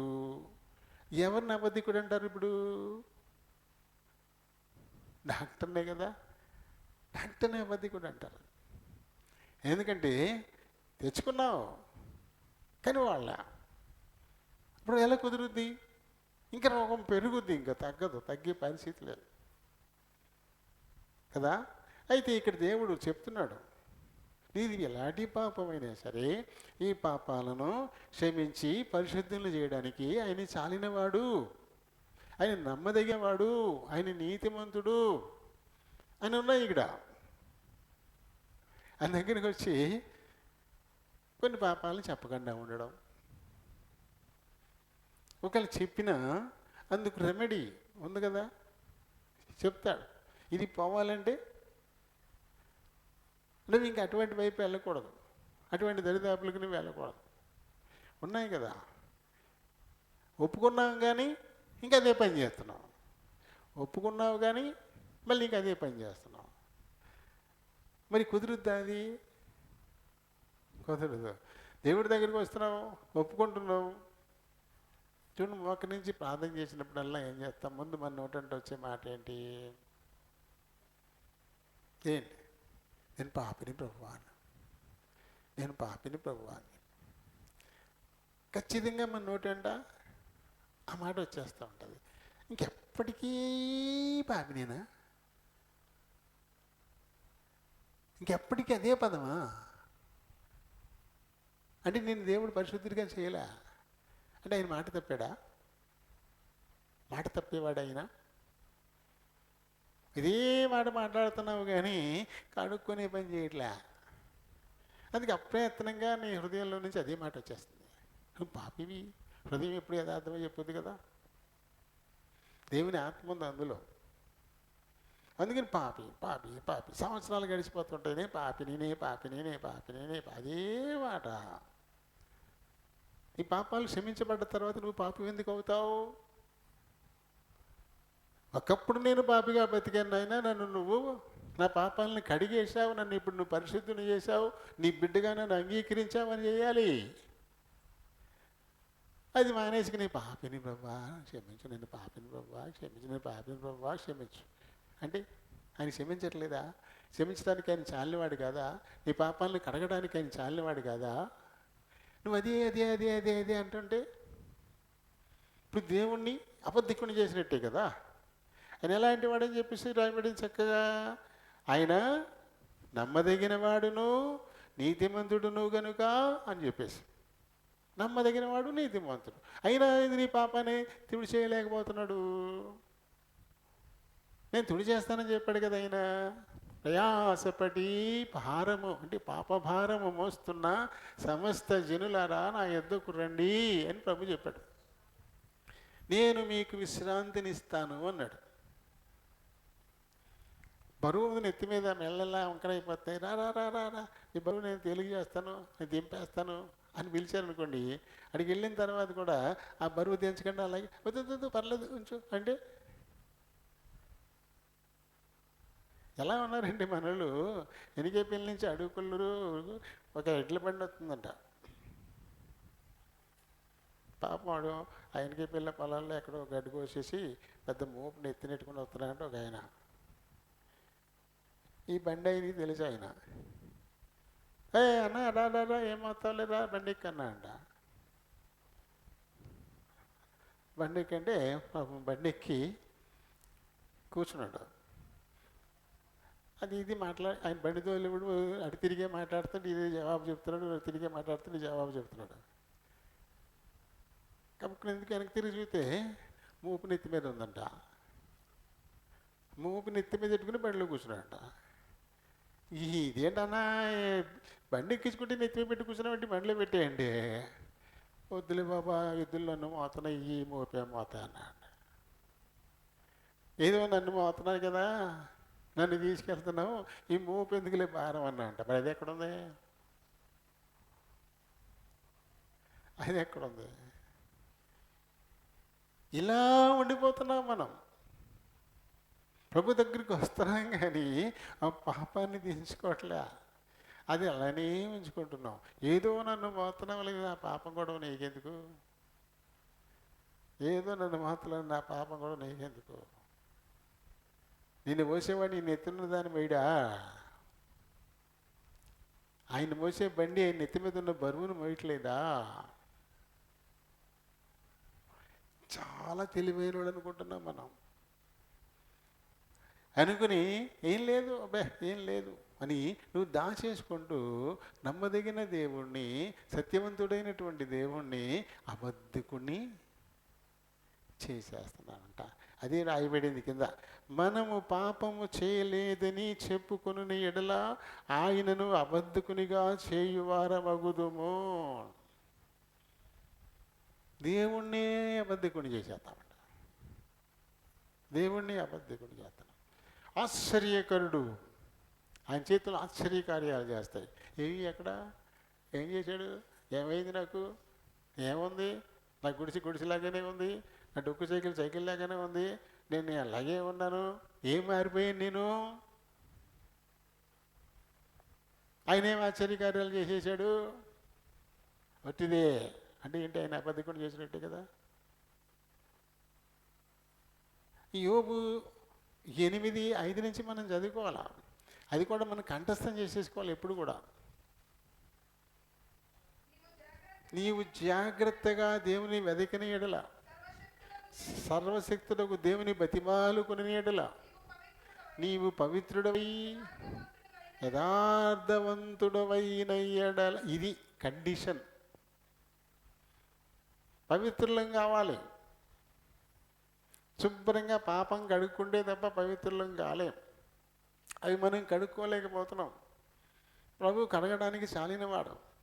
రా, నేను నిన్ను కడిగేస్తాను. ఎక్కడుందో చెప్పు, ఒప్పుకో. ఇక్కడ మురికయింది, అక్కడ మురికయింది, అక్కడ చిరాకయింది అని ఒప్పుకో, చెప్పు.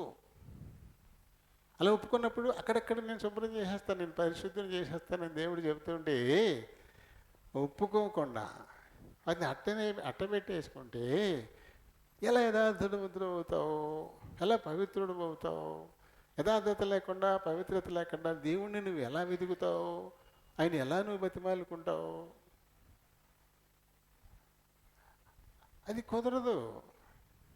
ఎప్పుడు దేవుడు పాపుల మనవి ఆలకించడు. యోహాను సువార్త 12:4 అనుకుంటూ ఉంటుంది అక్కడ. యోహాను సువార్త 12:4 చూడు.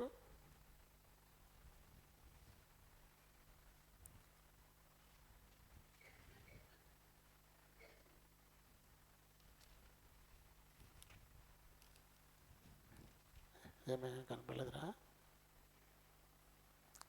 ఇది కాదనుకుంటా, కాదు ఇది కాదు. ఆ, దేవుడు పాపులు మనవి ఆలకించడని మనం ఎరుగుదాం అని ఉంటుంది. ఈ లోక 12:4 ఎక్కడో మొత్తం మీద 12:4 ఉంటుంది. అది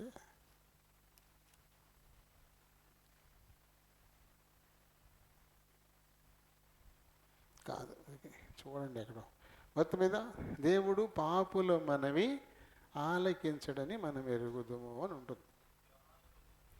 అమ్మా 9:31 అండి, చూడండి. యోహాను 9:31 ఎక్కడ కనిపిస్తుంది? దేవుడు పాపుల మనవి ఆలకింపడని ఎరుగుదము. ఎవరు చెప్పారు ఈ మాటలు? ఎవరు చెప్పారు? ఎవరు చెప్పారు ఈ మాటలు?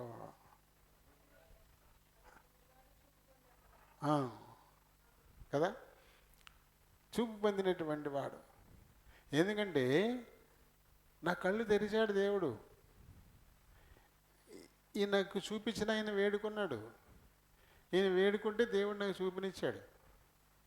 ఆయన పాపై ఉంటే ఆయన మనమే దేవుడు ఆలకించాడు కదా, అప్పుడు నాకు చూపునివ్వడు కదా, ఇవ్వడు కదా. ఈయన మనం ఆలకించి దేవుడు నాకు చూపునిచ్చాడు అంటే ఆయన ఖచ్చితంగా పాపి కాదు అని ప్రభువుని గురించి చెప్తున్నటువంటి మాట అది. ఆయన చెప్పాడు, నాలో పాపం ఉందని ఎవడైనా రుజువు చేస్తాడా అని ఛాలెంజ్ చేశాడు కదా. కాబట్టి దేవుడు ఎప్పటికీ కూడా పాపులు మనవి ఆలకించేవాడు కాదు. దేవుడు నీ మనవి ఆలకించాలన్నా, నిన్ను పరిశుద్ధిని చేయాలి, పవిత్రుని చేయాలన్నా ముందు ఏం చేయాలి? పాపాలను కడుక్కోవాలా. ఒప్పుకుంటేనే కదా కడుక్కునేది. ఒప్పుకోకుండా ఉండి కడుక్కునేది ఏముంది? ఇంకా మనం పాపం లేదని ఒప్పుకుంటా అలా అనుకుంటుంటే ఇక దేవుడు ఎప్పటికీ మనల్ని శుద్ధుల్ని చేయలేడు. చేయలేనందుకు ఇతరులు ఆయన్ని అబద్ధికుడిని చేసేస్తారు. పిలిచాడు కానీ ఏదో చేస్తా అన్నాడు కానీ ఆయన ఏమీ చేయలేకపోయాడు, ఆయనలో ఏమీ లేదు, ఆయన అబద్ధికుడు అనేటువంటి మాటలు కదా. కాబట్టి మనం ఆయన అబద్ధికుడిని చేసి ఇంకేం ఆశీర్వాదం పొందుతాము? నిన్ను పవిత్రుని నేను చేస్తానని పిలిచినటువంటి దేవుణ్ణి నువ్వు అబద్ధికుడిని చేసేస్తే ఇంకా ఎవరు నీకు సహాయకుడు? ఎవరు చేస్తారు నీకు? ఎవరు నిన్ను బాగు చేస్తారు? అన్నిటికీ మూలం మనమే.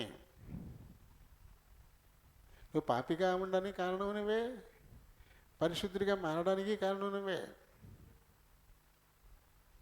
మన అనుమతి లేకుండా, మన ప్రమేయం లేకుండా దేవుడు ఊరికినే మనల్ని శుద్ధుల్ని చేసేయడు.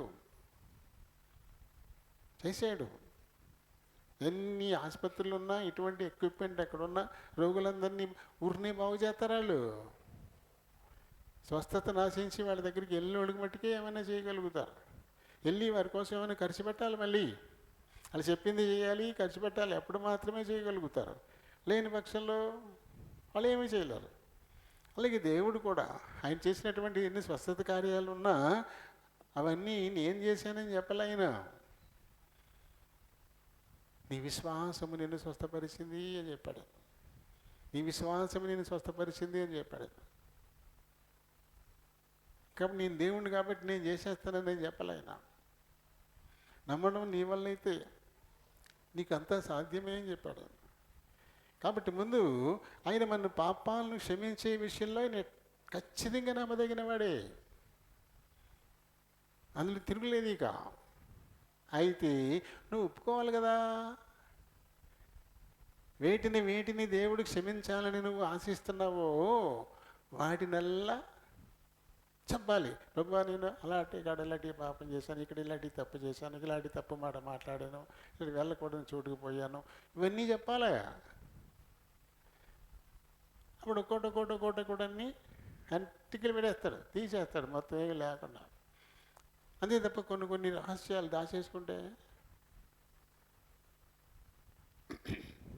దాచేసుకోకూడదు. దాచుకున్నప్పుడు అది నీకు అలాగే ఉండిపోతుంది. అప్పుడు ఏమవుతుంది? నీతిమంతుడైనటువంటి దేవుడిని మనం ఏం చేసిన వాళ్ళం అయిపోతాము. అబద్ధికుని చేసిన వాళ్ళం అయిపోతాం కదా. కాబట్టి ముందు మన కోరిక ఏంటో మనకు తెలియాలి. ఆసుపత్రికి వెళ్ళిన తర్వాత ఏమ్మా ఏంటి ఏం చెప్పండి అంటే కొంతమందికి ఏం చెప్పాలో తెలియదు.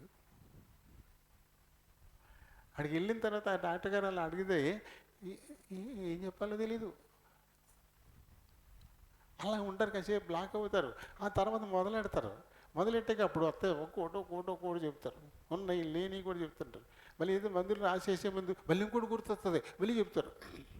కానీ ముందు మట్టుకు బ్లాంక్. ఏంటి చెప్పమ్మా ఎందుకు వచ్చారు ఏంటంటే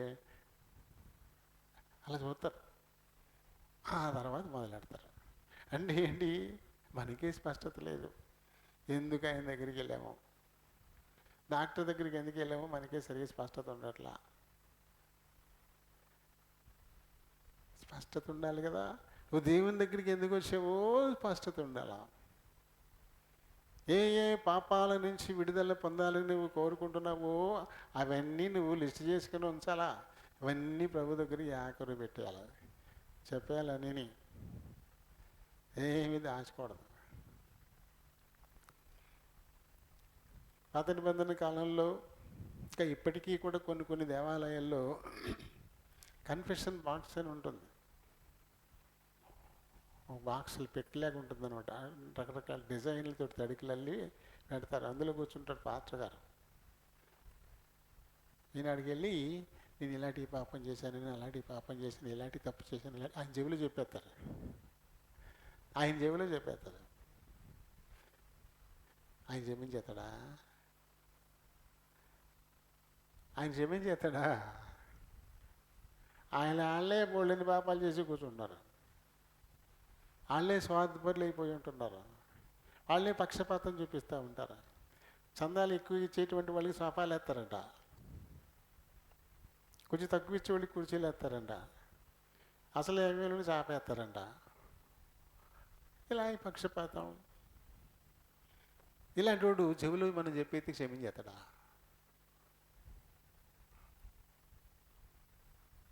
మందిరం ఈ చర్చ్ మెయింటెనెన్స్ ఖర్చులు అన్నట్టుగా సినిమాల్లో నేల, బెంచి, కుర్చీ, బాక్సు ఉన్నట్టుగానే దేవాలయాల్లో కూడా అలాంటి ప్లేసులు ఉంటాయంట. బాగా ఎక్కువగా లక్షలు ఇచ్చే వాళ్ళకేమో ప్రత్యేకంగా సోఫాలేసి కూర్చోబెడతారంట. ఇది బైబిల్కి అనుకూలమా? దేవుని వాక్యం అనుకూలమా ఇది? ఇలాంటి వారి దగ్గరికి వెళ్ళి చెవిలో చెప్తే క్షమించేస్తారా? నువ్వు మోసం పుచ్చుకోవడమే కదా. క్షమించేవాడు దేవుడు కదా. నువ్వు చెప్పాల్సింది దేవునికి. ఇంకా ఇది వరకు పాప ప్రక్షాళన పత్రాలు కూడా ఇచ్చేవారంట, సర్టిఫికెట్లు.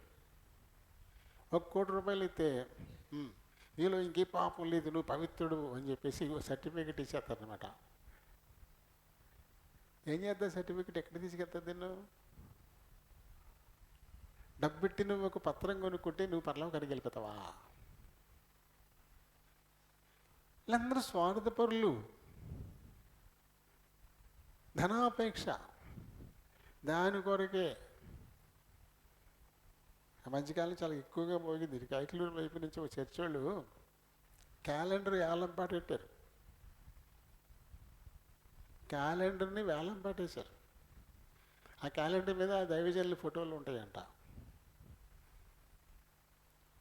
ఆ క్యాలెండర్ని వేలం పాటెట్టారు. వేలంలో దాన్ని కొన్ని వేల రూపాయలకి ఎవడో పాడుకున్నాడు. ఎందుకది? ఏంటి ప్రయోజనం తనకి? అది అతని పాపాలను తుడిచేస్తుందా? అతని పరిశుద్ధుని చేస్తుందా? దేవుని రాజ్యానికి అతని అనుకూలం చేస్తుందా? క్యాలెండర్ని వేల వేసుకోవడం ఏంటి? అది పెద్ద టర్నింగ్ టాపిక్ అయిపోయింది. సోషల్ మీడియాలో చాలా ఎక్కువగా దాని గురించి ఎక్కువ మాట్లాడారు. వేలం పాట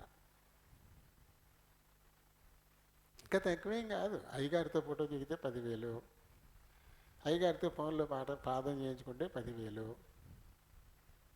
ఉన్నాయిగా, ఇప్పుడు నడుస్తున్నాయిగా. ఆయన వచ్చి ఫోటో పోజ్ ఇస్తారంట. అలా ఫోన్ ఇవ్వాలంటే 10,000 కట్టి రిసీట్ తీసుకుని రావాలా. 10,000 కట్టి రిసీట్ తీసుకొస్తే ఇక నేను 10,000 కట్టానంటే అప్పుడు వచ్చి పక్కన వచ్చి ఫోన్ చెప్తాడనమాట. అసలు అతనికి రక్షణ ఉందో లేదో తెలియదు. ఇప్పుడు ఇలాంటి వాటిని ఎంకరేజ్ చేస్తున్నాడంటే తనకు రక్షణ ఉందా? నువ్వు ఉచితంగా పొందావు, ఉచితంగా ఇమ్మన్నారు. కానీ ఇక్కడ ఫోన్లో ప్రార్థన చేస్తే 10,000, 15,000, 15,000 కడితే ఫోన్లో ప్రార్థన చేస్తారు. ఆ ప్రార్థన దేవుడు ఆలకిస్తాడా?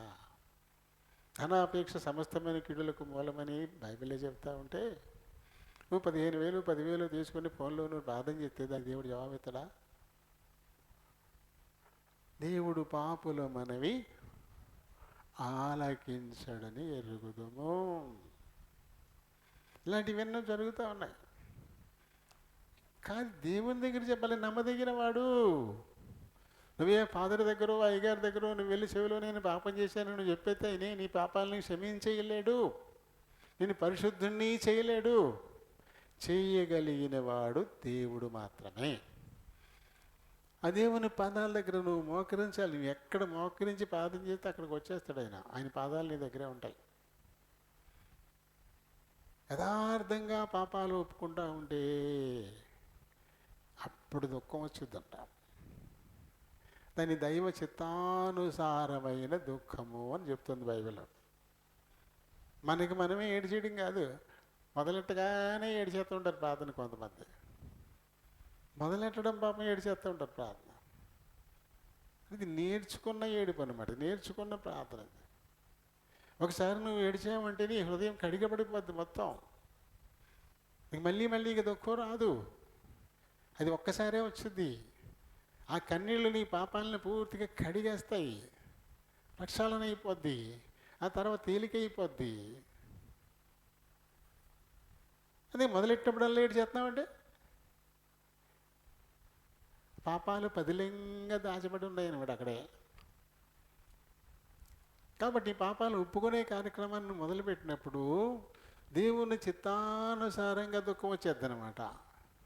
చేసిన వల్ల దేవుని చిత్తానుసారమైన దుఃఖం అది రక్షణార్థమైన మారు మనసును కలుగజేస్తుందంట. అలాంటి దుఃఖం ఖచ్చితంగా వాళ్ళని రక్షిస్తుంది. కాబట్టి ప్రభు పాదాల దగ్గర కన్నీటితో ఈ పాపాలని ఒప్పేసుకున్న రోజున ఆయన యథార్థవంతుడు, నీతిమంతుడు, మాట తప్పనివాడు. కాబట్టి నీ పాపాలను పూర్తిగా కడిగేసి పవిత్రులను చేయడంలో ఆయన నమ్మదగిన వాడు. అంతే. పరిశుద్ధత లేకుండా ఎవ్వరూ దేవుణ్ణి చూడలేరు. ఆయన పర్వతాన్ని మనం ఎక్కలేము. ఆయన గుడారంలో ఆయనతో పాటు మనం, గుడారం అంటే మనకి ఇదే గుర్తొస్తుంది, టెంట్. గుడారం అంటే ఆయన ఉన్న చోటు అని అర్థం. అక్కడ ఆయన గుడారంలో అంటే ఆయన ఉన్న చోటు అని అర్థం. ఇది పరలోక రహస్యం. అక్కడ అది చాలా ఎత్తుగా ఉంటుంది, ఉన్నతంగా ఉంటుంది పైన. కాబట్టి పర్వతం అన్నారు. అది చాలా ఉన్నతంగా ఎక్కడో అన్నిటికంటే పైన ఉంటుంది. ఆకాశమున సింహాసనము అని చెప్పాడు. అంటే ఎక్కడుంది అది? ఆయన కూర్చునే చోటు ఎక్కడో ఉంది, అన్నిటికంటే పైన ఉంది. అందుకనే పర్వతం అని చెప్పాడు. యెహోవా పర్వతము ఎక్కదగిన వాడేవాడు. దావీదు ఆ పోలికతో రాశాడు. పర్వతం ఎత్తైనది, ఉన్నతమైనది, ఉన్నత స్థలాలలో ఉండేటువంటి వాడు. మహాగణుడు, మహోన్నతుడు, పరిశుద్ధుడు, నిత్య నివాసి. ఎక్కడుంటాడు? ఉన్నత పరిశుద్ధ స్థలములలో నివసించువాడు పరిశుద్ధుడు. ఎక్కడుంటాడు ఆయన? ఎక్కడ ఉంటాడు? ఎక్కడో ఉన్నతమైన పైన ఎక్కడో ఉంటాడు ఆయన. అందుకని యెహోవా పర్వతము దక్కదని వాడి పాట ఉంది కదా మనకి. యెహోవా పర్వతము కదగిన ఉంటుంది పాట. వద్దు పాడద్దు, టైం అయిపోయింది. 11 భూమియు దాని సంపు అందులో ఉంటుంది అది. యెహోవా పర్వతమును ఎక్కదగిన వాడెవ్వడు అని ఉంటుంది. యెహోవా పరిశుద్ధ స్థలములలో నిలువదగిన వాడెవ్వడు అని ఒక చరణం ఉంటుంది. ఎవరు అంటే ఎవరి పాపాలు పూర్తిగా క్షమించబడ్డాయో, ఎవరు దేవుని చేతులు పరిశుద్ధులుగా రూపింపబడ్డారో అలాంటి వారు మాత్రమే ఆయన ఉండే ఉన్నతమైన స్థలంలో ఆయనతో పాటు నివసించగలరు. అలా చేయడానికి ఈయన మాత్రమే చాలినవాడు. ఈ విషయంలో ఆయన నమ్మదగినవాడు. దేవుని నిత్యరాజ్య వారసత్వాన్ని నీకు ఇవ్వడం కొరకై నీ పాపాలను పూర్తిగా క్షమించడంలో నమ్మదగిన దేవుడు. కాబట్టి ఆయన ఆరాధించడానికి ఎందుకంటే ఎక్కువైన కారణం మనకి అవసరత లేదు. ఆరాధన చేద్దాం. దేవుడి మాటలు దీవించును గాక. ప్రేమ కలిగిన మా ప్రియ పరలోకపు తండ్రి, కృప కలిగిన మా దేవ, వందనాలు స్తోత్రాలు నాయన. మీ కృప చొప్పున ఇంతవరకు మా మధ్య నుండి యోహాను మొదటి పత్రికలోని మొదటి అధ్యాయము 8, 9 వచనాలను బట్టి మాకు నేర్పించిన ఆత్మీయ సత్యాలను బట్టి హృదయమారా మిమ్మల్ని స్తుతిస్తూ ఘనపరుస్తున్నాం. మీరు పాపాలు క్షమించడంలో నమ్మదగినటువంటి దేవుడు మీరు. కాబట్టి ప్రతి వారము కూడా పరిపూర్ణంగా పాప క్షమాపణ పొందాలి అని మేము కోరుకుంటే ఒక్కటి కూడా దాచిపెట్టకుండా మా పాపాలన్నీ మీ దగ్గర ఒప్పుకోవలసిన వారంగా ఉన్నాం. మరికొన్ని రోగాలను వైద్యునికి చెప్పకపోతే వైద్యుడు ఎలా స్వస్థతనివ్వలేడు, అలాగే మా పాపాలను మీ దగ్గర ఒప్పుకోకపోతే ఖచ్చితంగా మేము పాప క్షమాపణ కూడా పొందలేం కదా. పైగా మీ దగ్గరకు వచ్చి కూడా క్షమాపణ పొందకపోతే మరి మేము మిమ్మల్ని అబద్ధికునిగా చేసిన వారం అయిపోతాము. ఆయన మిమ్మల్ని ఘనపరిచే వారినే మీరు ఘనపరుస్తారు, కానీ మిమ్మల్ని అబద్ధికునిగా మేము చేస్తే మమ్మల్ని ఎలా మీరు ఘనపరుస్తారు? ఆయన మళ్ళీ మా మీదకి ఒక శోధన వచ్చేటువంటి పరిస్థితి ఉంటుంది. కాబట్టి తండ్రి, మేమందరం కూడా నేను ఇచ్చే రాజ్య వారసత్వాన్ని కోరుకున్న వారమైతే అందులో ప్రవేశించడానికి అవసరమైనటువంటి పరిశుద్ధత ఇవ్వడానికి మీరు మాత్రమే చాలిన వారు. అడ్డుగా ఉండి పాపాలన్నిటినీ క్షమించి తుడిచేసి నాయన పవిత్రులను చేసి నిత్యరాజ్య వారసులను చేయడానికి మీరు మాత్రమే చాలిన వారు. ఆ విషయంలో మీరు నమ్మదగినటువంటి వారు. కాబట్టి నాయన ప్రతి వారు కూడా వారికి ఏం కావాలో ముందు దాన్ని బాగా గుర్తిరిగి అది పొందడానికి మీ దగ్గర వారి హృదయాలను కుమ్మరించులాగున సహాయం చేయమని కోరుచు బ్రతిమాలుకుంటున్నాను. మందిరంలో ఉన్న సహోదరులు సహోదరులందరి కొరకై ప్రార్థన చేస్తున్నాను. ప్రతి కుటుంబాన్ని దీవించండి, ఆశీర్వదించండి. ఇప్పుడైతే ఆరాధించబోతున్నారు, మీరు ఆత్మై ఉన్నారు కనుక ఆత్మతోనూ సత్యముతోనూ ఆరాధించడానికై సహాయపడమని ప్రభువును మా రక్షకుడునైన యేసునామములో ఈ మనవులు సమర్పిస్తూ ఉన్నాను మా పరమ తండ్రి. ఆమేన్. 24వ కీర్తన 4వ వచనాన్ని చదువుదాం. వ్యర్థమైన దానియందు మనస్సు పెట్టకయు, కపటముగా ప్రమాణము చేయకయు, నిర్దోషమైన చేతులను శుద్ధమైన హృదయమును కలిగి ఉండివాడే దేవుని పరిశుద్ధ వాక్యానికుల్లో దీవించడం గాక. ఆమేన్. చిన్న ప్రార్థన చెప్పుకుందాం. ప్రేమ కలిగిన ప్రియ పరలోకపు తండ్రి, కృప కలిగిన మా దేవ, వందనాలు స్తోత్రాలు. మరొక మారు మీ కృపాసన ఎద్దుకు వస్తున్నాం తండ్రి. చదవని లేఖనాన్ని దీవించండి. లేఖనాన్ని బట్టి దీని నుండి బలహీన బాబా నేను మాట్లాడడానికే నిలబడబోతుండగా నన్ను మరుగు చేయండి, ఖాళీ చేయండి. మీ చిత్తానుసారమైన మాటలు నోటి నుంచి మీరే మాట్లాడుకుని మహిమ ఘనత ప్రభావాల్ని పొందమని అడుగుతున్నాను. చేర్చబడిన మా పిల్లలందరినీ బట్టి వందనాలి. కొద్ది సమయం తమ హృదయాలు చెవుల్ని పరలోకపు గవిని వైపు కేంద్రీకరించలాగున సహాయం చేయమని మా ప్రభువును మా రక్షకుడునైన యేసునామములో ఈ మనవులు సమర్పిస్తూ ఉన్నాను మా పరమ తండ్రి. ఆమేన్. Praise the Lord. ఈ 24వ కీర్తన, ఈ కీర్తన మీద మనకి ఆ పుస్తకంలో 12వ కీర్తన ఉంటుంది. కీర్తన పుస్తకాల్లో 12వ కీర్తన 1 నుంచి ఈ 10 వచనాలు 24వ కీర్తన అంతా మనం బైబిల్లో 24వ కీర్తన చూసి ఈ పాట పాడేసుకోవచ్చు. అంత కరెక్ట్గా ఉన్నట్టుగా రాసేశారు. ఇందులో పల్లవిగా భూమియు దాని సంపూర్ణత, లోకము దాని నివాసులు యెహోవావే. 24వ కీర్తన మొదటి వచనం అదే. 24వ కీర్తన భూమియు దాని సంపూర్ణత, లోకము దాని నివాసులు యెహోవావే. భూమియు దాని సంపూర్ణత, లోకము దాని నివాసులు యెహోవావే. కీర్తన పుస్తకం దగ్గర పెట్టుకుని చూడండి ఎంత పర్ఫెక్ట్గా రాశారో ఈ పాట. కీర్తన పుస్తకం కూడా ముందు పెట్టుకుని ఆ పాట చూసి బైబిల్లో ఇది చూడండి, చాలా పర్ఫెక్ట్గా ఉంటుంది అనమాట. ఆయన సముద్రము మీద దానికి పునాది వేసెను. ఆయన సముద్రము మీద దానికి పునాది వేసెను. ప్రవాహ జలముల మీద ప్రవాహ జలముల మీద దానిని స్థిరపరచెను. ప్రవాహ జలముల మీద దానిని స్థిరపరచెను.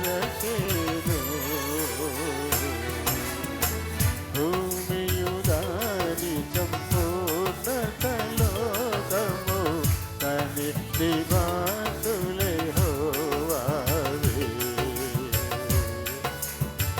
యెహోవా పర్వతమునకు ఎక్క తగినవాడెవ్వడు.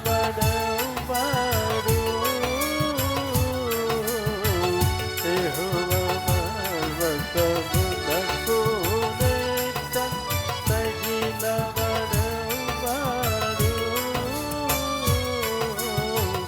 ఆయన పరిశుద్ధ స్థలములో, యెహోవా పరిశుద్ధ స్థలములో నిలువదగిన వాడెవ్వడు.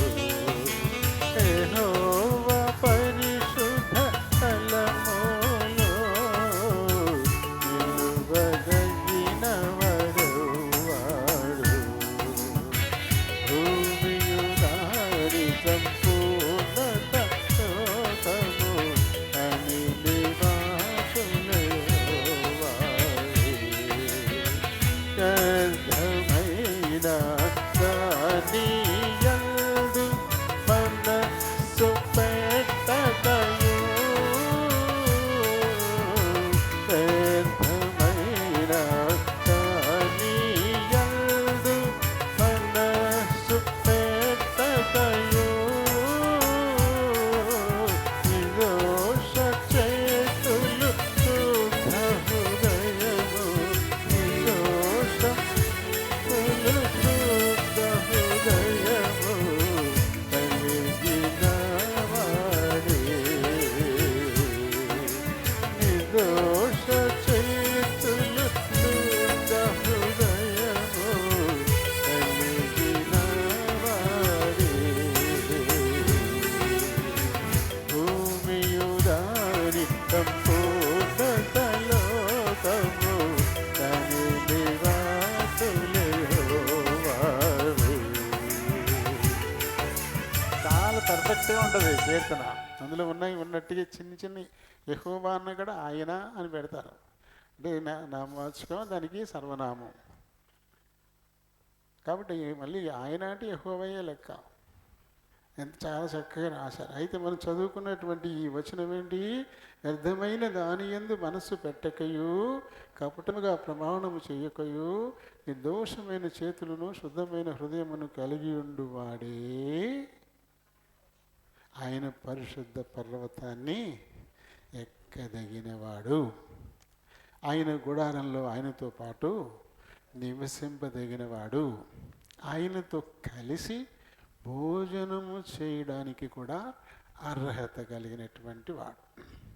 కాబట్టి ఇప్పుడు మనం ప్రభు బల్లలో పాలు పొందడానికి మరి సిద్ధపడుతూ ఉన్నాం కదా. ఆయనతో కలిసి భోజనం చేయాలంటే ప్రకటన 3:20 చెప్పినట్టుగా, ఇదిగో నేను తలుపు వద్ద నిలబడి తడుతూ ఉన్నాను, ఎవరైనా నా స్వరం విని తలుపు తీస్తే నేను లోపలికి వస్తాను, నాతో అతనితో నేను కలిసి భోజనం చేస్తామని ప్రభువే చెప్పినటువంటి మాటది. కాబట్టి ఆయన పర్వతం మీద, ఆయన పరిశుద్ధ గుడారంలో ఆయనతో కలిసి భోజనం చేయడానికి ఎవరు అర్హులు? వారు మాత్రమే ఆయన మనకిచ్చిపోయిన ఈ బల్లలో పాలు పొందేందుకు అర్హత కలిగినటువంటి వారు.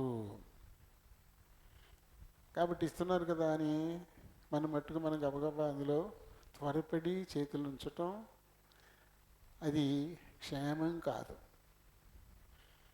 అందులో చేతులు ఉంచడానికి తగిన అర్హత మనకుందా? ఒకవేళ ఒకసారి అర్హత సాధించి ఉండొచ్చు, కానీ ఈ సాతాను యొక్క 3 బాణాల్లో ఏదో ఒకటి తగిలి తాత్కాలికంగా అర్హతను మనం కోల్పోవచ్చు. కాబట్టి ఏం చేయాలి? ఎప్పటికప్పుడు అర్హతను పరీక్షించుకోవాలి. పరీక్షించుకోకుండా త్వరపడి ప్రభు దేహానికి సాదృశ్యమైన రొట్టెలోనూ ఆయన రక్తానికి సాదృశ్యమైన రసంలోనూ త్వరపడి పాలు పంపులు పొందకూడదు. ఉదయాన్ని జాగ్రత్తగా మనం పరిశీలించుకోవాలి. ఏమీ చెప్పారు ఇక్కడైనా? వ్యర్థమైన దాని యందు మనసు పెట్టక. మన మనసు దేనిని వెంబడిస్తుంది? దేన్ని? లోకము, దాని ఆశ గతించిపోతాయని బైబిల్ చెప్తుంది. కానీ మన మనసు ఈ లోకం వెంబడి వెళుతూ ఉంటుంది. లోకం అంటే మళ్ళీ యోహాను భక్తుడు మొదటి పత్రికలో 2వ అధ్యాయంలో 16వ వచనం నుంచి చెప్పాడు. లోకం అంటే శరీరాశ అన్నాడు, లోకం అంటే నేత్రాశ అంట, లోకం అంటే జీవపుటంబం. ఈ 3 వ్యర్థమైనవి. శరీరాశలు శాశ్వతం కాదు, నేత్రాశలు శాశ్వతం కాదు, ఈ జీవపుటంబం అనేది కూడా శాశ్వతం కాదు. అలాగే వస్తాయి, అలాగే పోతుంటాయి, అవేమి లేదు, నికరం కాదు. కానీ అటువంటి వాటి వెంట మనం పరిగెడితే అవే నికరం కాదు, వ్యర్థమైనవి అని చెప్తుంటే వాటి వెంట పరిగెడుతూ ఉంటే, దాని మీదే మనసు పెడితే, శరీరాశల మీదే మనసు పెట్టేవాళ్ళు, నేత్రాశల మీదే మనసు పెట్టేటువంటి వాళ్ళు, జీవపు డంబం మీదే మనసు పెట్టేటువంటి వాళ్ళు. ఈ మధ్య నాకు ఇది వేసుకోవడానికి అది ఒకలా అనిపిస్తుంది, వేసుకోవాలని అనిపించట్లేదు, కానీ తప్పట్లేదు. ఇది పెట్టుకోవడానికి జేబు దీనికే ఉంటుంది, లోపల దానికి జేబు ఉండదు. ఇది పెట్టుకోవాలంటే ఇది వేసుకోవాల్సి వస్తుంది తప్పనిసరిగా. ఇది మానేద్దామని పోయిన వారం మానేస్తామని వచ్చాను, తీరా చేతి జేబు లేదు, మళ్ళీ తెచ్చుకోవాల్సి వచ్చింది. ఓ తప్పనిసరి ఖచ్చితంగా ఇది వేసుకుంటే, కానీ ఇది పెట్టలేం. ఇది పెట్టాలి అంటే ఇది వేసుకుని తీరాలి. లింక్ అడిపోయింది వాటికి వీటికి. అలాగే బల్లలో పాలు పొందే వాళ్ళకి ఒక లింక్ వచ్చేసింది. బల్లలో పాలు పొందాలంటే వ్యర్థమైన వాటి యందు మనసు పెట్టకూడదు. 2 లింక్ అయిపోయింది. నిజంగా ప్రభు బల్లలో నువ్వు పాలు పొందాలి అని కోరుకుంటే వ్యర్థమైనటువంటి వాటి యందు మనసు పెట్టకూడదు. కపటంగా ప్రమాణము చేయకూడదు, అంటే అబద్ధం చెప్పకూడదని. కపటమైన ప్రమాణం అంటే అబద్ధమే కదా, అది నిజం కాదు. అబద్ధం చెప్పకుండా ఉండాలని చెప్పేసి నిర్దోషమైన చేతులు ఉండాలంట, పరిశుద్ధమైన హృదయం ఉండాలంట. అలాంటివి ఉంటేనే ఆయన పర్వతం మీదకి ఎక్కడానికి అర్హులు, ఆయనతో పాటు ఆయన గుడారంలో ఉండడానికి అర్హులు. ఆయనతో పాటు ఆ ప్రేమ విందులో పాలు పొందడానికి అర్హులు. మరి ఆయన మనకిస్తున్నటువంటి ఈ ఆహారంలో పాలు పొందడానికి ఈ అర్హతలు మనకు ఉన్నాయా? మన ఆలోచనలు ఎలా ఉన్నాయి? వ్యర్థమైన వాటి వెంటే పోతున్నాయా? అంటే లోక సంబంధమైనవిగానే ఉన్నాయా? పర సంబంధమైన వాటి మీద మన మనసు ఉందా? పర సంబంధమైన ఆశీర్వాదాలు అంటే నిత్యము నీ సన్నిధిని నేను ఉండాలా, ఈ నిత్యరాజ్య వారసత్వం నాకు కావాలా, ఈ పరిశుద్ధ పర్వతం మీద నీ గుడారంలో నీతో పాటే నేను భోజనం చేయాలా, ఇవి కోరికలు, ఆత్మ సంబంధమైన కోరికలు. లోక సంబంధమైన కోరికలు, అసలు లోక సంబంధమైన కోరికలు నేను కోరుకోమని చెప్పలా. ఏం తిందాం, ఏం ధరించుకుందాం, ఎక్కడ నివసిద్దాం, పక్కన పెట్టు. వీటి గురించి ఆలోచన చేయబాకు. నా నీతిని, నా రాజ్యాన్ని నువ్వు వెతుకు, అది దాన్ని నువ్వు కోరు, ఇది నేను చేస్తానంటాడు. నువ్వు దాన్ని కోరుకో. ఈ లోకంలో నిన్ను నేనే ఉంచాను. 70 ఏళ్ళ 80 ఏళ్ళ నేనే ఉంచుతున్నాను. ఉంచిన వాడిని నేను పోషించనా? నేను పోషించట్లేదా? ఆకాశ పక్షులను చూసుకోండి, వాటిని నేను పోషించట్లేదా? అయ్యేమైనా ఇల్లు ఉన్నాయా వాటికి? నేను నేల దున్నుతాయా, విత్తుతాయా, పండించి కొట్లల్లో కూర్చుకుంటాయా? అన్ని కాలాల్లోనూ వాటిని కడుపు నింపుతున్నాను కదా నేను, సురక్షితంగా ఉంచుతున్నాను కదా వాటిని నేను. మరి వాటికంటే నువ్వు చాలా శ్రేష్టం కదా. అవన్నీ అగునుగా కంటే అయిపోయినాయి. నువ్వు అలా అవలా. నీ కోసం నేను కష్టపడ్డాను. నేను చేయడం కోసం 10 మైళ్ళ మెట్లో నా చేతులు పెట్టా. ఆ మట్టిని శుభ్రం చేశా. ఆ మట్టితో నా రూపంతో నా పోలికతో నేను చేశా. నా ఆత్మను కూడా నీలో ఉంచా. అప్పుడు నువ్వెంత శ్రేష్టం. ఆయా జాతుల ప్రకారం పక్షులను పుట్టించును కాక అంటే అవి పుట్టేసినాయి. వాటిని నేనేమి చేయలే, నిన్ను చేశాను. వాటినే నేను పోషిస్తున్నాను కదా. నువ్వు వాటికంటే నువ్వు చాలా శ్రేష్టమైన వాడువు, శ్రేష్టమైన దానవు కదా. నేను పోషించనా? కాబట్టి నువ్వు దీన్ని ఆశించాలంటే నా నీతిని ఆశించాలి, నా రాజ్యాన్ని ఆశించాలి. అంతేగాని ఈ లోక సంబంధమైన వీటిని కాదు అని చెప్పి. వ్యర్థమైన వాటి యందు మనస్సు అంటే నాశనమైపోయి, గతించిపోయి, మన వెంట రాని, ఇవన్నీ మన వెంట రానివే కదా. ఎంత విలువైన డైమండ్స్ అయినా చచ్చిపోయిన తర్వాత కూడా వెళ్తాయా? ఎంత విలువైన, ఎంతో కష్టపడి, ఎంతో వెల చెల్లించి సంపాదించావు, కానీ చచ్చిన తర్వాత ఎంతో మక్కువతో కోట్లు పెట్టి కట్టించుకున్న ఇంట్లో కూడా చావనెవరు. ఎంతో మక్కువతో డిజైన్లు చేసి చేసి చేయించుకున్నటువంటి మంచం, అబ్బా గొప్ప తల్పం, మంచి పరుపులు, దాని మీద చాలా విలువైనటువంటి దుపట్టాలు పరిచినటువంటి మంచం, చాలా మక్కువతో చేయించుకున్న ఆ మంచమే చచ్చిపోతారా? అబ్బాయి ఇంకా ప్రాణం ఉండగానే కొంతమందిని బయట లోపల వేస్తూ ఉంటారు. కొంతమందికి పోద్దేమో పాడమని చెప్పేసి వాకట్లో గడ్డేసి చెంగి చేపటి వేసేసి అక్కడ వేసేస్తారు, కానీ చచ్చిపోదు. ఎరా ఎటన్నా అంటది, అప్పుడు మళ్ళీ తీసుకెళ్ళి లోపలేస్తారు. మళ్ళీ అంటారు, మళ్ళీ తీసుకొచ్చేస్తారు గబగబ, మళ్ళీ చేప మీద వేసేస్తారు. ఎక్కడ తను కష్టపడి సంపాదించుకుని మంచమే చచ్చిపోద్దేమో, ఎంతో తన మక్కువతో కట్టించుకుని ఇంట్లో చచ్చిపోద్దేమో. ఆ ఇంట్లో చానవరు, ఆ మంచమే చానవరు, తీసుకొచ్చి బయట వాకిట్లో పెడేస్తారు. ఒక ఖరీదైన చేపన్ని వేస్తారు అంటే వాడి వాడి వాడి వాడి మూలడేస్తారు చూడు, ఇక పనికిరాది, అలాంటి చేప వేస్తారు. తలదిండు గలీబు కూడా ఉండదు దానికి, వాడి వాడి మూల పడేసి తలదిండి పెడతారు తలకాడ. అన్నీ అయ్యే. అవి ఎంత కష్టపడి మక్కువతో సంపాదించుకున్నవేమి నీ దాకా రావు, వ్యర్థం అంతే. అటువంటి వ్యర్థమైన వాటి మీద ఎందుకు మనసు పెట్టుకుంటావు? అటువంటి వ్యర్థమైన దాని మీద నువ్వు మనసు పెట్టుకోవడం ద్వారా సత్యమైనవి కోల్పోతావు. సత్యమైనవి కోల్పోతాం. యెహోవా పర్వతం మీదకి ఎక్కడానికి అర్హత ఉండదు నీకు. ఆయన పరిశుద్ధ గుడారంలో వెళ్ళడానికి అర్హత ఉండదు. ఆయనతో కలిసి భోజనం చేయడానికి అర్హత ఉండదు. అవి అయితే స్వేచ్ఛగా మన ముందు పెట్టేశాడు. నువ్వు ఇలా చేయి, నా పర్వతం మీదకి వస్తావు, నా గుడారంలోకి వస్తావు, నాతో కలిసి భోజనం చేస్తావు. ఎలా చేయండి? వ్యర్థమైన వాటిని తీసి పక్కన పడి వాటి మీద ఏమాత్రం కూడా మనసు పెట్టుకోకు. అలాగే అబద్ధం చెప్పుకో. కపటంగా ప్రమాణం చేయడం అంటే అబద్ధం చెప్పడమే. ప్రమాణం చేస్తే నిలుపుకోవాలా, కపటంతో చేసేది నిలబడు. ఉత్తి మాట అన్నమాట ఇది. అబద్ధం వద్దు. నీ చేతులు ఎప్పుడు నిర్దోషంగా ఉండాలా, నీ హృదయం ఎప్పుడు శుద్ధంగా ఉండాలా, అప్పుడు మాత్రమే అని ప్రభు చెప్తా ఉన్నాడు కదా. ఇప్పుడు వ్యర్థమైన వాటి మీద మనసు పెట్టుకోకూడదు. సామెతలు 12:11 రెండవ లైన్ చదవండి.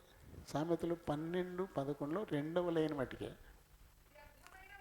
వ్యర్థమైన వాటిని అనుసరించువాడు అదే. బుద్ధున్నవాడు ఎప్పుడు వ్యర్థమైన వాటిని తెచ్చిపెట్టుకుంటాడు ఇంటి నిండా. బుద్ధున్నవాడు ఎప్పుడు కూడా దీర్ఘకాలం అనే వాటిని తెచ్చుకుంటాడు, ఎక్కువ కాలం ఉంటాయనే వాటిని తెచ్చుకుంటాడు, రేపటికి పాడైపోతాయని వాటిని తెచ్చుకుంటాడా? అలా తెచ్చుకుంటాడు బుద్ధిహీనుడే కదా. కాబట్టి వ్యర్థమైనటువంటి వాటిని అవి కూడదు. కాబట్టి ప్రభు వాళ్ళలో పాలు పొందడానికి మనం సిద్ధపడుతున్నాము.